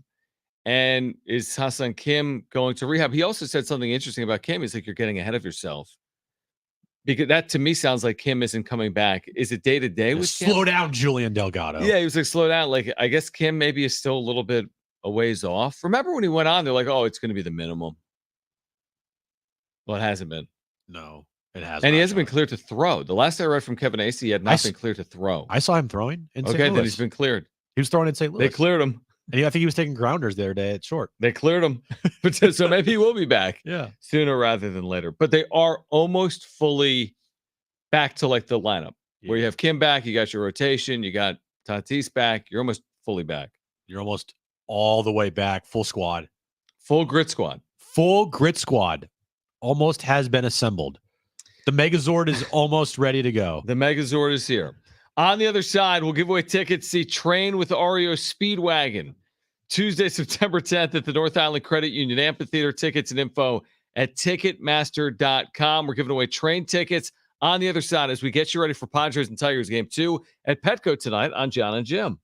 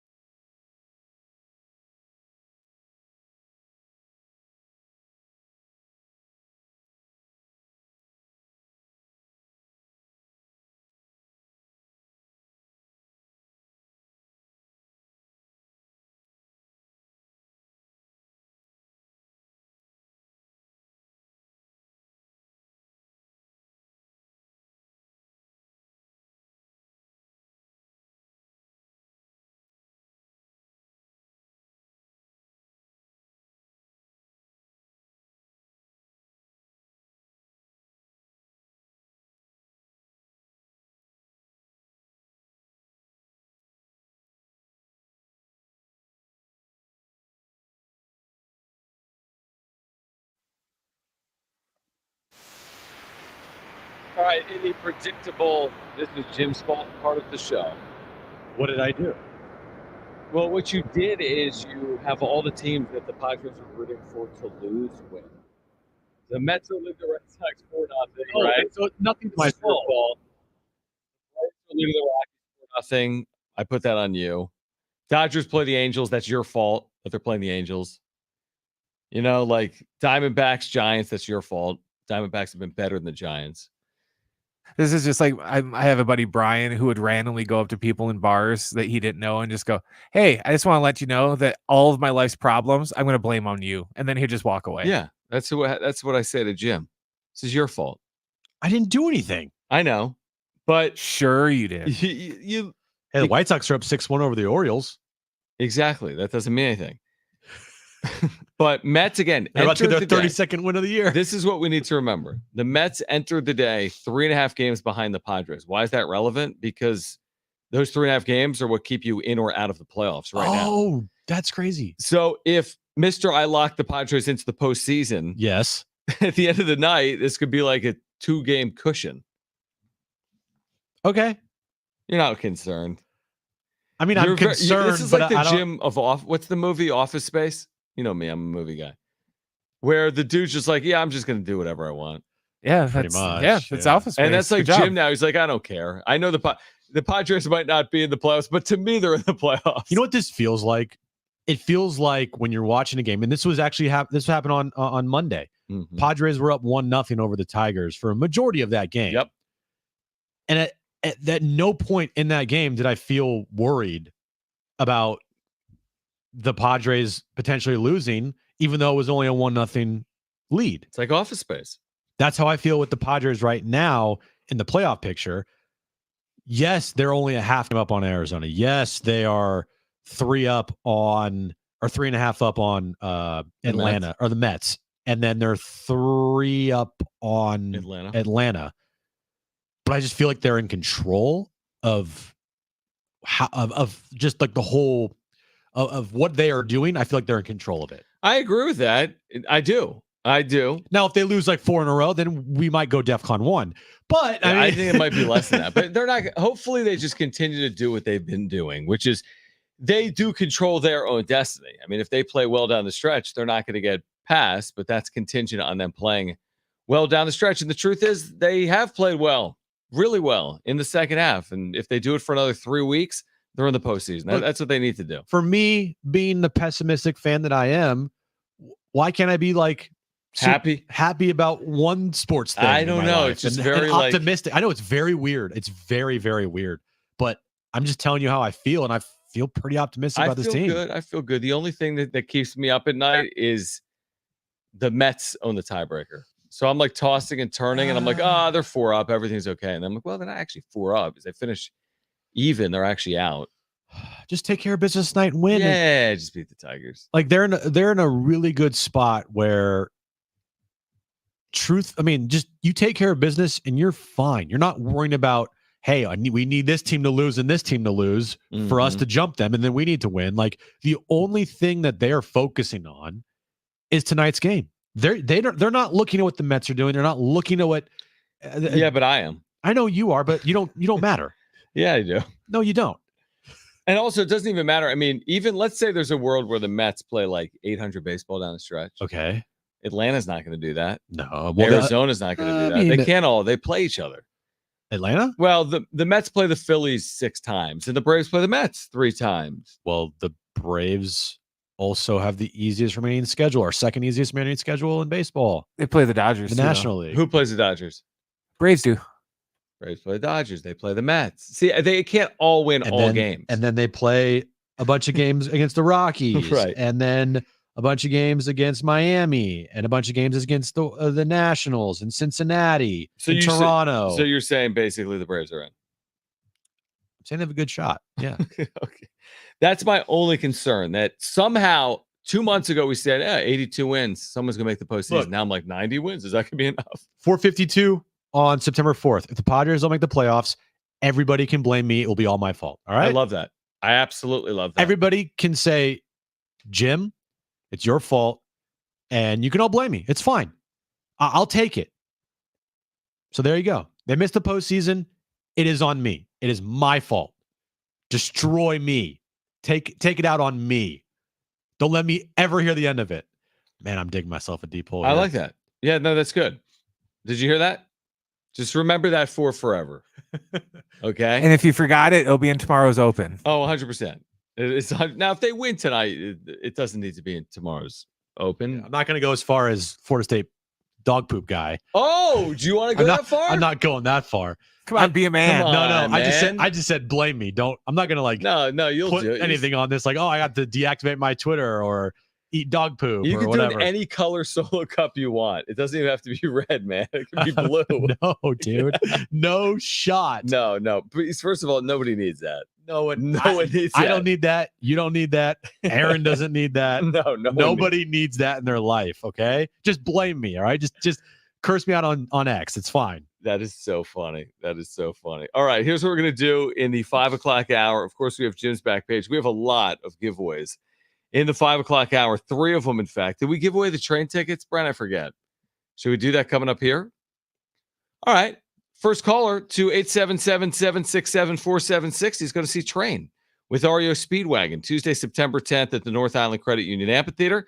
Tickets and info at Ticketmaster.com. 877-767-4760. First caller has 2 free tickets to see Train with REO Speedwagon Tuesday, September 10th at the North Island Credit Union Amphitheater. We also have additional giveaways for you in the 5 o'clock hour, plus Jim's back page as we lead you up to the Padres playing game 2 of their series against the Tigers tonight at Petco Park at 6:40. Hour 3, Jon and Jim. That'll come your way next.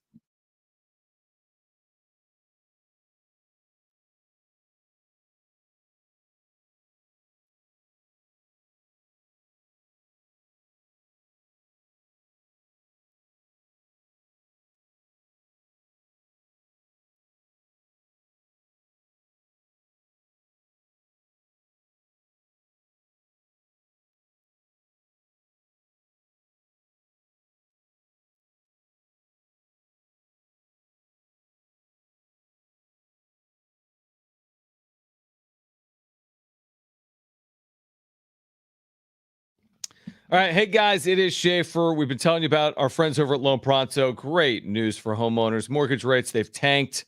My friends at Loan Pronto have rates that start with a 4. It's the best rate in years. And listen, if your current rate is over 6%, you can dump it and lower your house payment big time. Loan Pronto has locked in folks recently at 4.99% APR.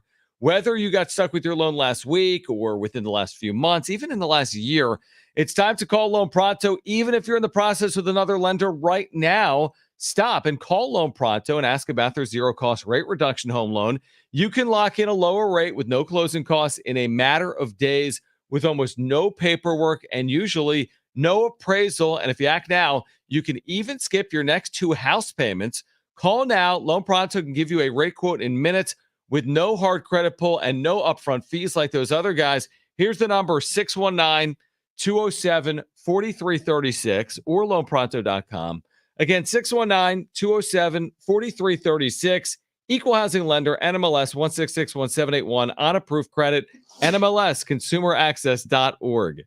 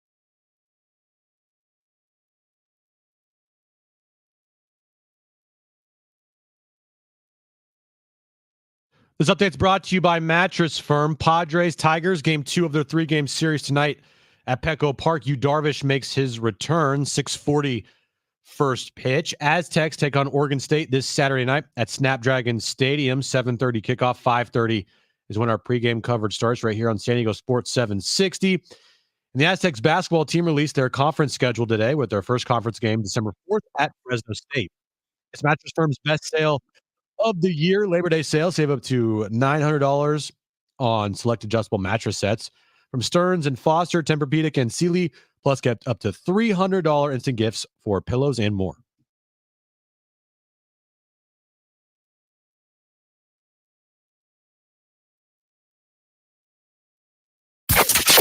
Getting you all set for that drive home.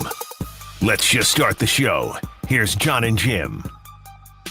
All right, San Diego and Southern California, what's going on? Final hour of Jon and Jim this hour. More great giveaways for you. We've got tickets to see Glass Animals. Not literally, that's the act. Glass Animals, with I Dress, Friday, September 13th. And we've got tickets to see John Party, Country Act as well. Don't look at me like that. Saturday, September 21st. First of all, can I call out Jim, which is basically that should be the new name of the show. What'd I do? We're at break, and I'm doing a read for one of our partners, Lone Pronto. I can't control it. You come back in the studio and then sneeze. I can't control it. You can't control sneezing? That's true. Can you? No, I can't. Exactly. I try. But here's what you should do. During every break, you should just go in the hallway and sneeze. Well, then I'd be out there the whole show. True. That's a good point. Do you want me to do that? No, not necessarily. Padres, it didn't mess you up. I mean, it was at the end. I tried to hold it in as long as I could. Right. I know. And you finished off the read. I'm sure nobody heard it on the radio. Oh, I'm sure no one did. Can we play that back? Chew, sneeze. Exactly.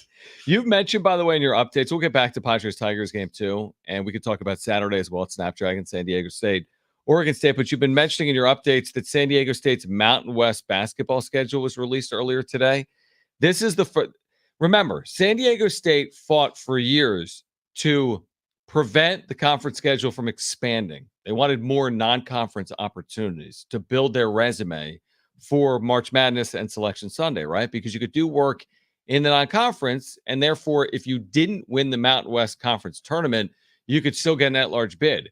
That's still, of course, a possibility, but the margin has gotten slimmer because the Mountain West is going from 18 conference games last year, to 20 this year, a true round robin. So less opportunities for the Aztecs in the non-conference. We've discussed it over the years, Jim, but I don't think it's a good thing for San Diego State that they're playing, an additional game against Air Force and San Jose State, let's say, as opposed to an additional game non-conference against, I don't know, power type opponent or two, even though they're playing in that NIL tournament that's going to give them good opponents. Yeah, the more non-conference games you could schedule, the better.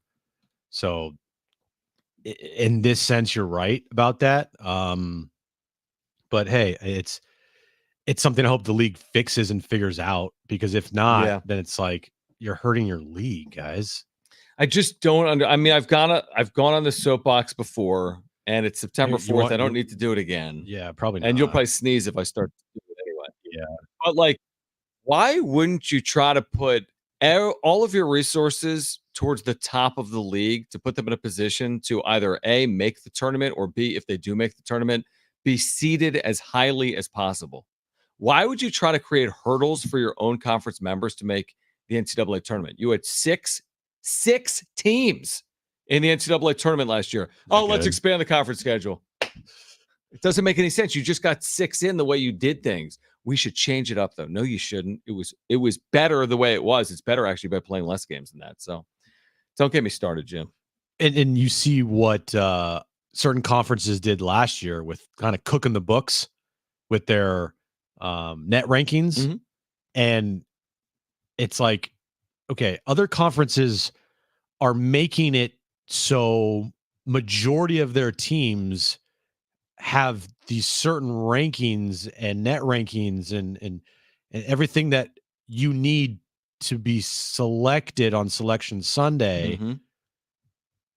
And you should be trying to do the same. You should be making it so more teams get into March Madness than making it so, like, if San Diego State lost to, like you said, Air Force or whatever, like, it hurts San Diego State so much. Exactly. Gloria Navarez, commissioner of the Mountain West, by the way, will join us this week. I think she's going to join us Friday. She'll be in San Diego for this weekend's game. She's also going to be on the countdown to kickoff. Is she coming down to Naughty Barrel? Honestly, I could propose it. I think she'll be in San Diego. I think she's flying in on Friday. She will join us Friday during our show from the Naughty Barrel. Kevin Acey will join us Friday, obviously, as he always does.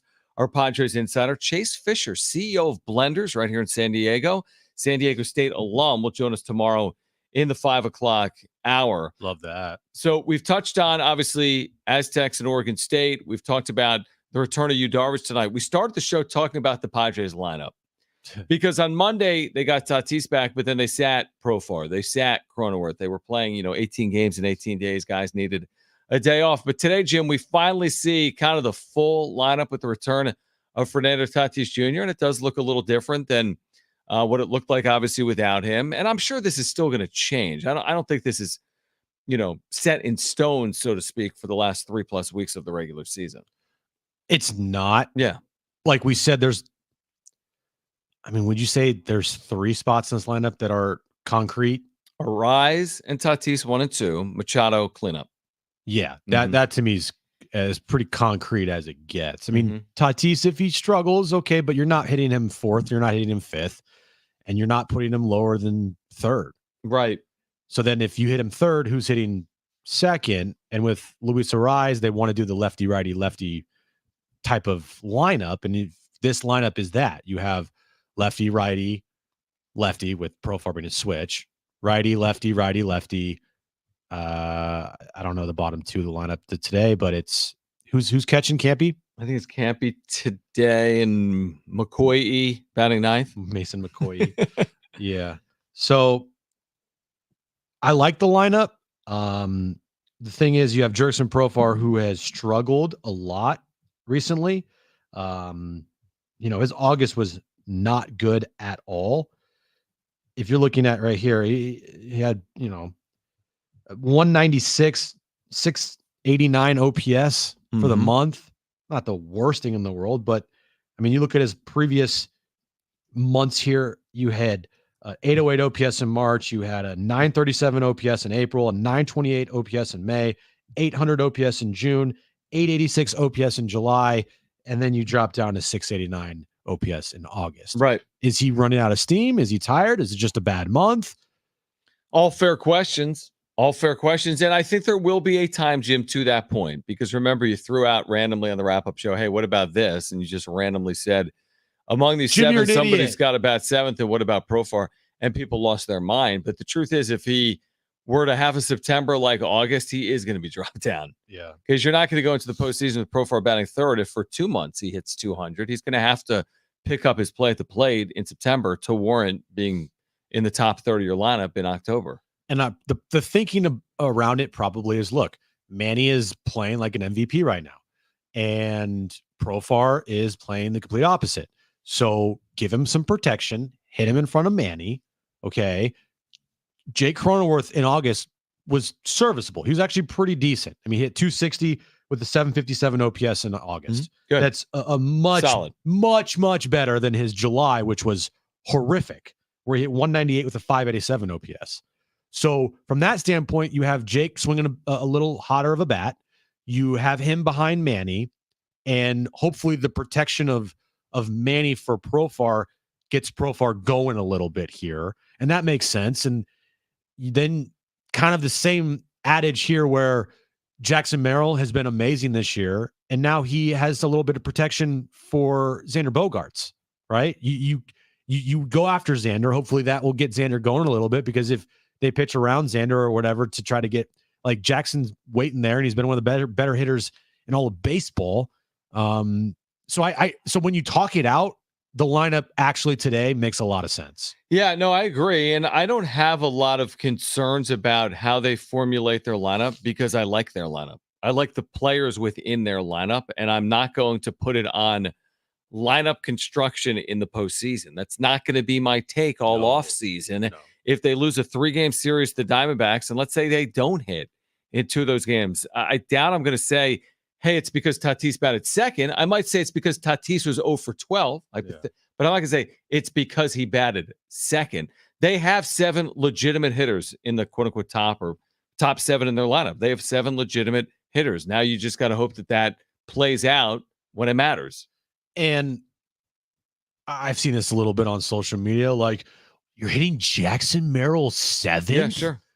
Well, like we just talked about, Shildt and Victor Rodriguez and the analytic, everybody knows that Jerks and Profar are struggling. Okay. Everybody knows. He knows, they know, everybody knows. So what is the point of moving Jackson Merrill up to 3rd and then burying Profar in the lineup? No, the whole point is, okay, Jackson is performing where he's at in the lineup. Cool. Keep him there. And let's try to see if we can get Profar going again. And by putting him ahead of Machado, now hopefully that sets up for Profar to start swinging a better bat, because they don't want to try to pitch around Profar because you got Manny waiting in the wings. And hopefully that gives Profar some better pitches to hit. And so this maybe little fake outrage a little bit. Now, I'm not saying it's a lot, but maybe a little bit of like, why isn't Jackson hitting 3rd or 2nd or 4th? Because they need to get guys going. There's no point in burying dudes in the lineup if they're not performing. Now, what would be interesting is, like, would they consider moving Merrill up once you get to the postseason? To me, it doesn't really make sense. Like, why would you change something that's worked over 162 in a short 3 or 5 game series? Dude, I can guarantee you, this team makes the World Series with Jackson Merrill hitting 7th. He's going to be hitting 7th in the World Series. Well, true, but I'm saying, what about to start the postseason? Let's say Profar doesn't hit in September. Let's say Bogarts isn't a good example. He actually has hit, but let's say Tatis doesn't look like Tatis in September. Do you shuffle up that deck a little bit, or you just say, you know what? Let's go with the girl we brought to the dance, which is basically this lineup, and we got to 91 wins, and let's roll this thing back out there. Probably, I would roll it out there. Yeah. I'm not going to both things are true. Shuffle the deck.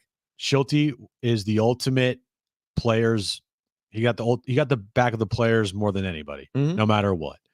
And so he likes to do things a certain way. He likes to have things set in stone, it feels like, going forward. And he trusts in the players more than anybody. It would have to, I feel like, be some drastic thing where Profar is like 0 for 9 in the postseason with 9 strikeouts. That's pretty drastic. Or something for him to be moved. I just think that Shildt is going to throw his guy, go with what got him there, and that's who Shildt is. Like, I don't know if he's going to just make these changes based off of some splits of the last month and a half here. He's going to say, like, look, Profar got us here, we're putting him in this spot. Or Cronenworth got us here, we're putting him in this spot. And they're going to go with it. I agree with you. All right, call right now if you want to see Glass Animals with Eye Dress. Friday, September 13th at the North Island Credit Union Amphitheater. 877-767-4760. First caller to 877-767-4760 is going to see Glass Animals with Eye Dress. Friday, September 13th at the North Island Credit Union Amphitheater. On the other side, Charles Barkley, why wouldn't he weigh in on how the WNBA has botched things with Caitlin Clark in her rookie year? You'll hear from Chuck on the other side, plus a developing situation in the San Diego State-Oregon State dynamic we'll share with you as well as we take you to 6 p.m. on Jon and Jim.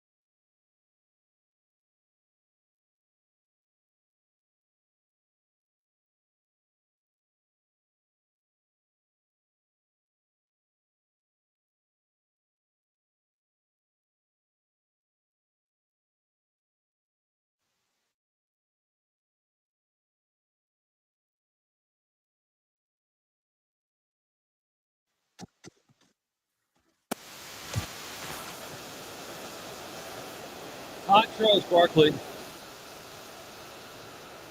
That's it. That was it. Charles Barkley. We'll be back tomorrow. By the way, I was texting Jim last night. The True TV Mount West television broadcast. You're amazed by it. Was unbelievable. Would not stop texting me. To the point where I was stop, dude, I'm watching a halftime of this game. They basically completely like copied inside the NBA. Yeah, that's the same Which is, set. well, that it's they Turner, use. obviously. Yeah. And it was like incredible. We got like Takeo Spikes or whatever, Takeo Spikes, someone Spikes. We got who else do we have on Victor there? Cruz. It was amazing. Yeah. The dude that does March Madness, like the host, yeah, on True TV. He also does. Well, he does TNT games on like Tuesday nights. I thought it was incredible. He's Anyway, Ernie's backup. Yeah, well, I thought it was very good. Anyway, Charles Barkley has weighed in on how the WNBA has botched Caitlin Clark's rookie year. Interesting. Take a listen to this. These ladies, and I'm a WNBA fan, they cannot have this Caitlin Clark thing up any worse if they tried. People believe what we say on television. Just because people don't like you or your personality, they can't get on TV and slander you. It's just total bullshit.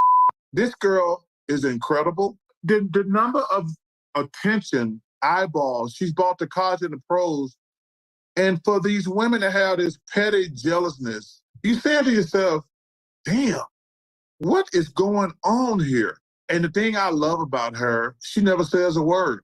But these ladies who I love and respect their game, they couldn't have this thing up any worse. There's been so much negativity, and a lot of it is just petty jealousness. So putting it on the players. I wouldn't put it on the player. Of course, all players are going to have some pettiness and jealousy and whatever. It's, to me, it's like the former players of the WNBA. It's analysts for the WNBA.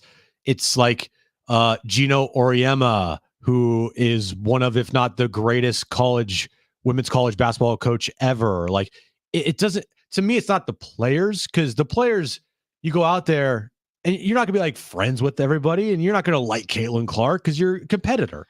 It's the other it's the former players like the Cheryl Swoops, the Lisa Leslies, the Gina Auriemma, the Sue Burr. Like they have this weird vendetta against Caitlin Clark that just doesn't make any sense, when Caitlin Clark is the one player that actually put your sport on the map where you couldn't. I agree with that. She's the player that has completely made this thing take off. I completely agree. But I would say this. I think you get very similar commentary in men's sports. Example being, Steph Curry changed the game for the worse. Yeah. LeBron is never going to be Michael. I'm making this up. The bad boys, LeBron could never play in that era. I'm just making it up. All the thing. This version of the NFL isn't what we saw in the 1990s, and here's why. There's always that critiquing and commentary on the modern game. I do think because Caitlin Clark is almost like a unicorn, as in a one of one, to put the sport in the place that it is right now. It feels like maybe it is unfair is not the right word. It's like there's been maybe too much negative attention on her, but I feel like a lot of stars in a lot of sports get a lot of negative attention because they are stars and everyone wants to pull the best from a pedestal. Barry Bonds, different example, but there's a zillion examples of this. The best are pulled down in commentary and critiquing, and they're the best. So I understand the point about the Steph Curry thing. Steph Curry didn't make the NBA. He helped the ratings. Of course not. Tremendously. And his first year, nobody was talking about Steph Curry. And he has 100% changed the game of basketball. He is, I mean, you could argue. But people would tell you, and maybe not as much anymore, did he change it for the worse? How many times have you heard that take? Yeah. I've heard that take. So again, if that happened in the women's game, be like, oh my gosh, I can't believe that. And then I'm just saying, okay, maybe I agree with his take, but I would tell you, extend it out to men's sports as well. I think the one thing about the WNBA that's different than the NBA or other sports like you're talking about is the WNBA has never been at this level before. Never. Yep. The NBA, like, they had the Michael Jordan era. They had the Bird and Magic era. Like they've been to heights before that are unmatched, right? NFL, same thing. Baseball, same, and WNBA, they're at a level right now where they've never been. And so with that, you should be like embracing it and trying to take as much as you can and capitalizing on this. And it goes back to the Olympics with that whole situation. Now I think actually worked out the best for Caitlin Clark because she needed some time off. She was playing way too much basketball. She needed a break. So for her, it's the best thing that could have happened. But the pettiness that Olympic team had with not wanting Caitlin Clark on the team was ridiculous. I actually think the outside noise has maybe not benefited Caitlin Clark. I think it's benefited the WNBA. Let me explain. I think the WNBA is more wildly discussed on social media than Major League Baseball. Yeah. And a lot of it has to do with the personalities within the league. There are no personalities within the league in the major leagues. There's no, oh my gosh, can you believe what Freddie Freeman, it doesn't even exist. The commentary does.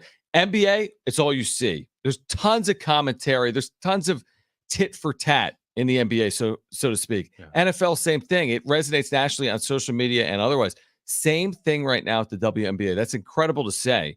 But the WNBA and what happens off the court is resonating. And I think what's happening off the court is bringing viewership to the games. And if none of it exists, I don't know if you'd have the same level of it resonating right now. I agree with that. And then you have this like yin and yang with Caitlin Clark and Angel Reese, where that's a good thing. It's like it feels like the former players of the WNBA or WNBA coaches, former coaches or college basketball coaches, like they have to take a side.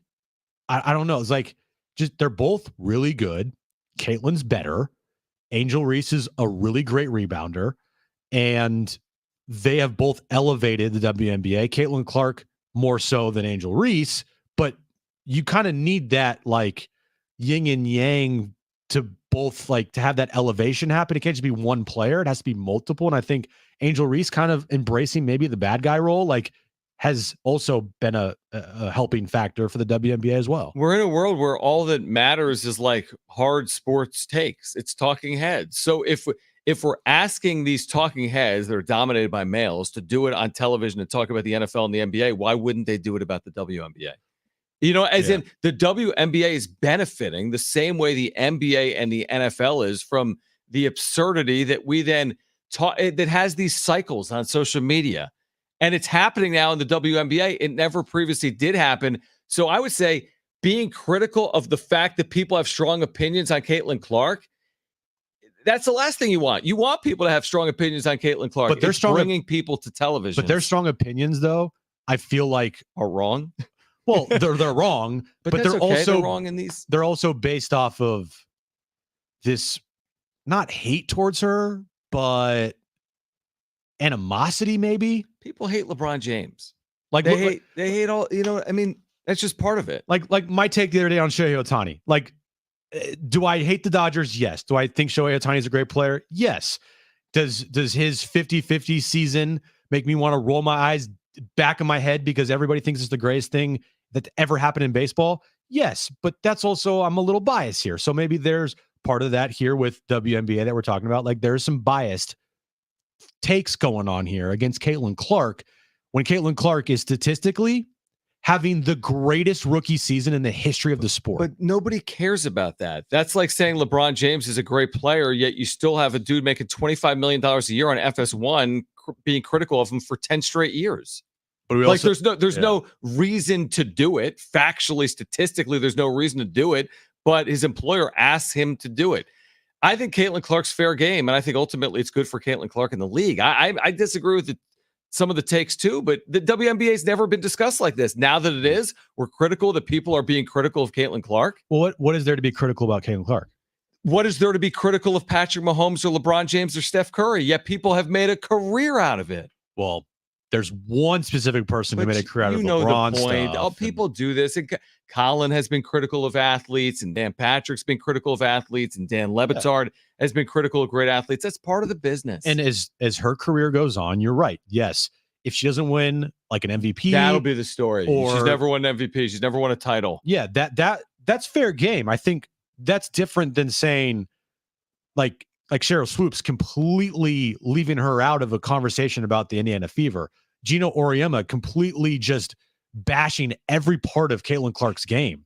Like, that's different than saying, hey, is she ever going to win MVP? Is she ever going to win a title? On the other side, that's an interesting conversation. 70470 started with team. On the other side, what a difference a year makes for both San Diego State and Oregon State, plus Jim's back page. We're here until 6 p.m. on Jon and Jim.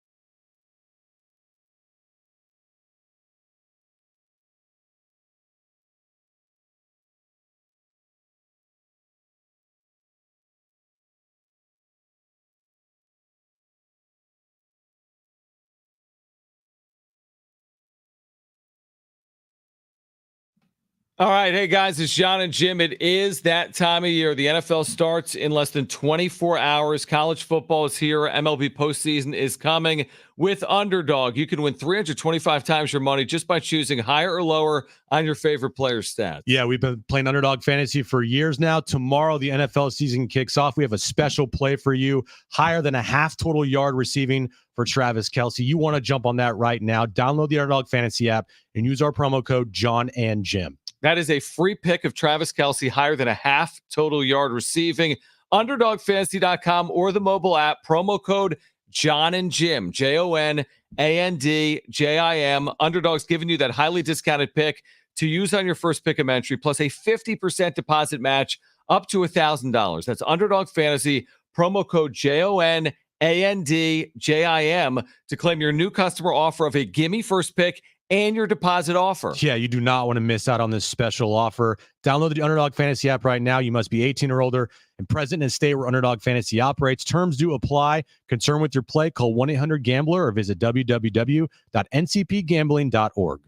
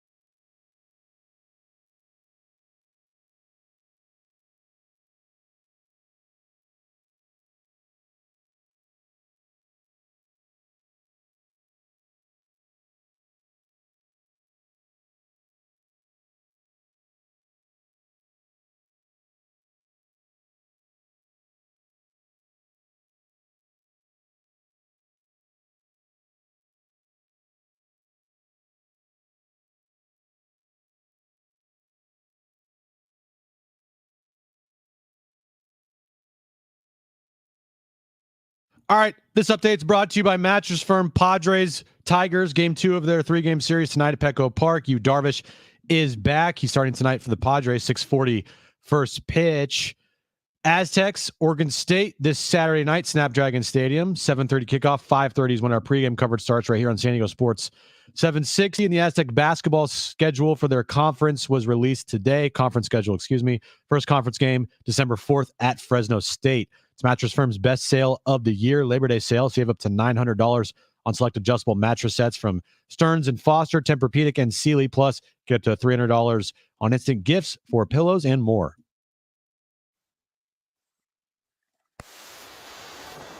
Any guess what happened in Padres history 20 years ago today? September 4th, 2004. More ceremonial. They played a baseball game? Yes. 20 years ago today, the Padres played a game. I was right. See you tomorrow. Tony Gwynn's number 19 retired at Petco Park 20 years ago today. You guessed incorrectly, but they did play a baseball game. No, I as well. guessed correctly. Yeah, you were right. That was 20 like the other years day. ago. Darnay asked us on social media, not us personally, but what will Tatis do in his first game back? I said he'd have an at bat. I was correct. You're welcome. So you were right. Now that was 20 years ago today. They retired Tony Gwynn's number at Petco. Could today be the day Machado equals or exceeds? This is all Darnay Tripp cares about, by the way, at NBC7. He's already got all this content prepared for this he's doing moment. a huge segment on it. A segment? Like, there's like all the programming on NBC7 for 24 hours will be Manny Machado. They spent a lot of money, it looks like, on whatever's happening at the NBC studios across the street. 2 to tie, 3 to set the record. Now, that would be a pretty big night for Manny Machado, 3 home runs. When's the last time he hit 3 home runs in a game? Has he done it one time as a Padre? I don't remember. I would have. Yeah, I don't remember that either. He's done a lot of two home run games. games. So 2 to tie, 3 to set it. We'll see. Does Manny Machado get closer here tonight against Detroit? Game 2 of the 3-game series. Maybe. He's been red hot. 14 homers in his last 62 games. It's 1 per every 4 games over the last 60 games, essentially. Do you think Darnay has like a tweet already drafted? I know he does. Darnay, you're listening, right? You have a tweet drafted. Is this going to be like his normal, like? Imagine if we had it all like ready and we just beat him. The exact same tweet. Oh, he's going to be so He'd be so mad. I did it when he was on vacation one time, and I think he legitimately hates me because of it. I texted him. I go, hey, John's doing your bit. It wasn't his bit. It's not like, well, actually, it is his bit. And I've been wondering for like the last 2 years, like, what's the grand plan? How's it end? He just sets the record, and then what? I don't know. How does it all end? Is so it I'm so over? excited. Like is it's like the meme, like his chains are broken. I don't have to tweet about Manny Machado homers once anymore. He sets the record and he hits the next one after the record, it's always will be a record. Every single one. Yeah. Every single one. All right. Darnay, until you're 75 years old, you're going to be tweeting about every single home run that Manny Machado hits. Exactly. And does he know? He can't do anything but watch the games, right? Because if Machado homers, he's got to be available to tweet it out. Hey, he's 1 home run shy. Darnay's a smart dude. I'm sure he has notifications on his phone for Machado home runs, for like a Machado home run or Padres score, like I do and you do, and probably. So he has like the tweets ready. A smart thing to do would be create the tweets, have them in your drafts. I never do that. You should do this. Have them in your drafts. So the second Manny hits the home run and it goes out to MLB.com or MLB Twitter or Padres Twitter, then you can just like copy and paste and do the video and you're all ready to go. That makes me nervous. And I'll tell you why. Because if I have a tweet ready to go and then I mistakenly send it. You can't mistakenly send it unless you hit the send button. Exactly. But how would you mistakenly send it? Have you ever mistakenly dropped a pen? Yeah, but you have to hit the button, like the send button. That's not mistaking. It's also like, okay, here. No, it's possible. Is my point. So, yeah. All right, I'll do this. Ready? Yeah. So I'll draft a tweet. Right. And if I come over there and slap the send button. John sucks. All right. And then if you hit post. Yeah. But I'm not going to hit post. I'm going to hit cancel. And then I'm going to go save draft. And it's in my save drafts. Right. It scares me. So then I go to drafts and I go right here. John sucks. These are far apart from each other. The post sign's on one side of the phone. The cancel sign to save the draft is on the other side. There's no way you'd mess this up unless you're stupid. Yeah, but it's like I don't like even getting close to a ledge. But you're not even close. It's like on the other side of the phone. If it was below the post signal or sign, then yeah, that's like close to the ledge. I'd have to be like, oh, whoops, I meant to go You're hit telling me post. you've never mistakenly sent out a tweet? I have. Thank you. But The defense rests. No. Your Honor. No. Let me finish. The mistakes would be like I spelled something wrong. Not Well, yeah, obviously. Not a tweet that I didn't want to send out. Got you. All right. Hear me out for a second. So a year ago, San Diego State goes to Corvallis, and they're 23.5-point underdogs. Yes. They end up losing the game by 14, I believe, 23-9 in Corvallis. They were 23.5-point underdogs. A year later, San Diego State opened as a 3-point underdog. So 20.5 points better, according to Vegas. Now, home road is a factor in there. Now, since the line was posted at -3, it's actually been elevated to about -6, is what I saw as recently as today. But still, the difference of 1 year is over 2 scores, 17.5 points at least between last year in Corvallis when San Diego State was a huge underdog, 23.5 points, to what it is right now, to probably close in the neighborhood of 4, 5, or 6. What is that telling us? Is that a reflection on San Diego State? Is it more of a reflection on Oregon State, or is it a combination maybe of both? I think it's more of a reflection on Oregon State. Now I also think it's a good sign that for the Aztecs' first game of the year, they were 34.5-point favorites. Yeah, that was a big number. That's a huge number for a team we have literally no knowledge of yet, because we haven't seen them play until this past Saturday. And they won by 31. Was it 31 or 30? Oh, no, they won by 31. 45-14. 31. Yeah. Oh, they didn't cover. They suck. Whatever. Yeah, it's one of their largest margins in a long time, right? 31 points is a good margin. It's a pretty good margin. I think that speaks more on Oregon State than it does San Diego State. But also, yeah, I don't know how to read into it. Also, I'd like to see what the line would be if this game was in Corvallis. In Corvallis, yeah. Because if it's certainly not 23.5. If this game's in Corvallis and it's a 14-point spread, then that to me tells me more about San Diego State. But it wouldn't be more than that in Corvallis, right? You wouldn't add a touchdown?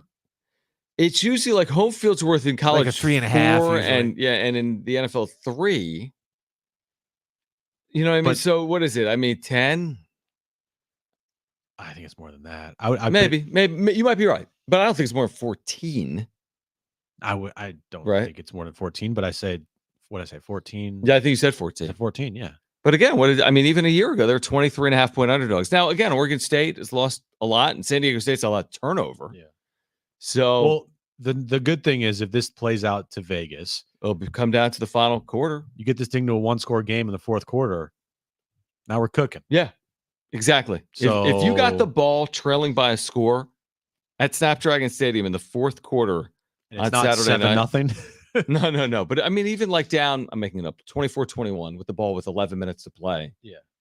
I mean, I could probably, you're signing up for that. You put a drive together to take a lead or win a game potentially at home. Yeah, I'm excited about Saturday because last Saturday was kind of like the introduction. And this Saturday, you're going to start to learn more about the team. Like you're going to start to have, with the first date, you see the girl, right? Or you see the guy, and they're like, oh, that's my first introduction to the person. And then you start talking to them, and they could either have a really bad personality or a great personality. This second game against Oregon State is going to tell us, I think, way more than what we saw last Saturday. Yeah. And it's going to give fans the direction of like, okay, where's this program going this season potentially? Maybe, but I would also be careful not to put all the eggs. No, I'm not saying this result that either way. Yeah, no, not that. Because this season, they're long. I mean, yeah. But no, it's a great opportunity. And Sean Lewis, by the way, in all of his time as the head coach at Kent State, 5 years, he must have played I forget the number, 13 Power 5 games. All on the road. All on the road. Yeah. The first time he's taken on a Power 5 team. Now, again, Oregon State, Washington State are in this reshuffling period, but first time against a quote-unquote power opponent at home for Sean Lewis as a head coach. If you go out there, say you do pull off the upset, say you do win, and it's right now 5.5, 6. Yeah, somewhere there. So this is not something that's crazy to think about. I think that's going to change or at least make a lot of Aztecs fans way more excited than the 45 points they scored on that Saturday. Yeah, yeah. What about, real quick, and then we'll get to Jim's back page on the other side. What about this, Jim? Because, you've heard it. I've heard it before as well. What if they go out there against Oregon State and they lose 45-42? And back and forth. It's just back and forth, 7-7, just back and forth down the field. They lose the game. High scoring, they lose it. Oregon State scores a touchdown in the final drive. Incredible game. They lose 45-42. Thoughts after a game like that? I think you'd have to be pretty proud of the team and also feel pretty good that they're going to score some points. They one can score points against opponent, a quality opponent, and two that they put them in a position to win that game. And again, if you're scoring 40 points a game, then you're going to win a lot of games. Also, real quick here, I know we've talked about the points and everything, right? Like, I'd much rather have them win 45-42 than 13-10. Against an opponent like Oregon State, just win. I think it's a just win. I don't care how they get it type of game.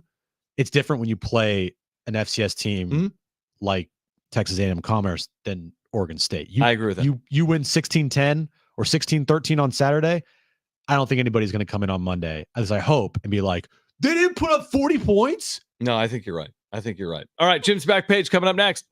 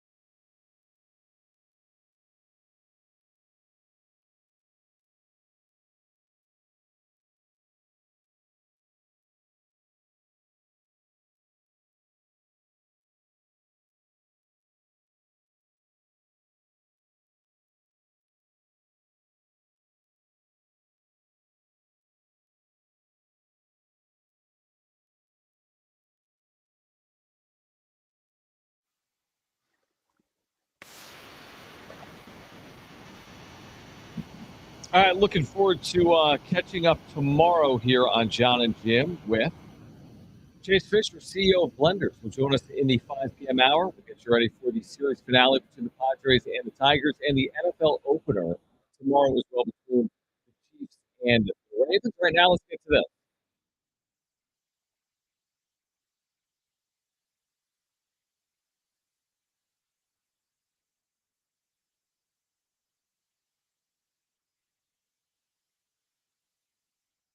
You like McFlurries? Yeah. I mean, I don't have them a lot because I'm a Blizzard guy, but I think McFlurries are a well-done treat. If their ice cream machine ever worked. If their ice cream machine does work. Oreo McFlurry with extra Oreos. How does it Unmatched. compare? Seriously, compare it to a Blizzard. You're saying that the Oreo McFlurry is better? No, I think it's worse. Okay, that's I'll take Blizzards all day. I like it too, but not as much. What's your McFlurry love? Like, why do you love it so much? So if you had your choice of an Oreo McFlurry or an Oreo Blizzard, which one are you going to take? Well, let's just say you love football, so you like the Carolina Panthers. Well, I'm a creature of like what I like is what I like, and so with the McFlurry, I just know what I'm getting every time, and sometimes I don't know. I just look. I like it. I get the McFlurry. I get the Oreo chunks in there. Ask for extra Oreos. I'm good to go. They charge you for those extra Oreos? I forget. Okay. I'm sure they do. Yeah. Anyway, what's the point here? McDonald's announced today that it will do away with the frozen treats plastic lid, replacing it with an environmentally friendly 4-flap cup. The change to the McFlurry lids comes as McDonald's hopes to reduce waste and advance their goal of, quote, 100% of primary guest packaging for renewable, recyclable, and certified materials by the end of 2025. Nobody cares. Are they going to get rid of that plastic spoon too? Well, it's hard for McDonald's to get rid of waste. In addition, here's the big part to the packaging changes. McDonald's announced that it is rolling out a new mini McFlurry on September 10th. The mini version of the popular dessert will be available at nationwide restaurants. Well, when we say mini McFlurry, yeah, do you need a McFlurry smaller than a small? Right. How small is mini? Doesn't say, but a Dixie cup. But now you can have different sizes of McFlurries starting on September 10th. Okay. Game of Thrones, a wildly popular show. Loved Game of Thrones. Never heard of it. House of Dragon, awesome. Okay. Hundreds of Game of Thrones props are going up for auction. Starbucks cup. Yeah. Oh, that was like improperly you know. placed in an Yeah. episode or something? Yeah. Yeah. Very good, John. I heard you guys talking about it. One of the items is Jon Snow's sword. The sword will start at a bidding of $500, and it could range up to $20,000. A couple other items is the iconic Jaime Lannister full suit of armor and sword, and then prosthetics from White Walkers. Daenerys Targaryen's cloak are just a couple of the items that you could get. Tyrion Lannister's wine cup is another item that you could buy at the auction. But would you be down for any of that, Brent? Anything from Game of Thrones that catches your eye? No, not really. Maybe it's one of the swords or something. That'd probably be about the only thing. The Game of Thrones preliminary bidding and auction is taking place on October 10th through the 12th.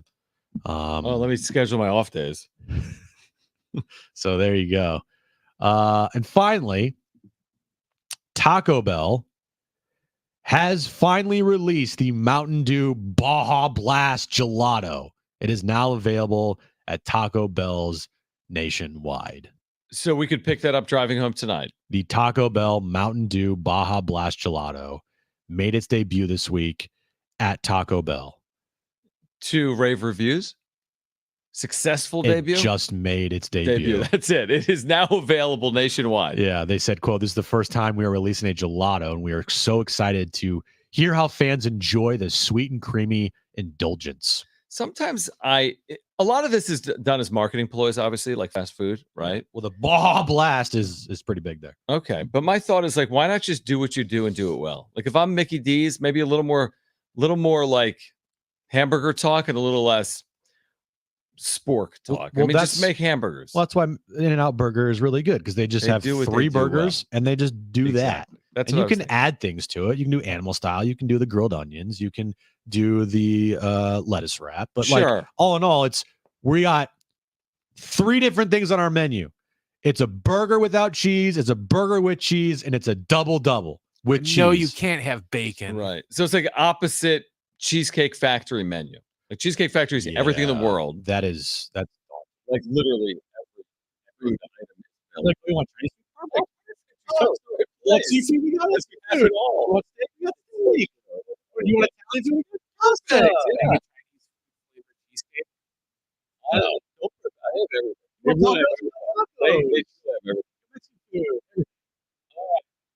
Tomorrow, we're back. We're getting ready for a series finale between the Padres and the Tigers.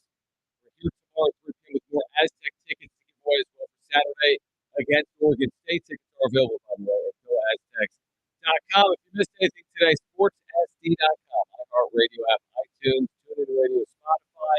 Find us on social media at JonAndJim for Brent and Jim. I'm John. Keep it here at San Diego Sports 760. Ciao.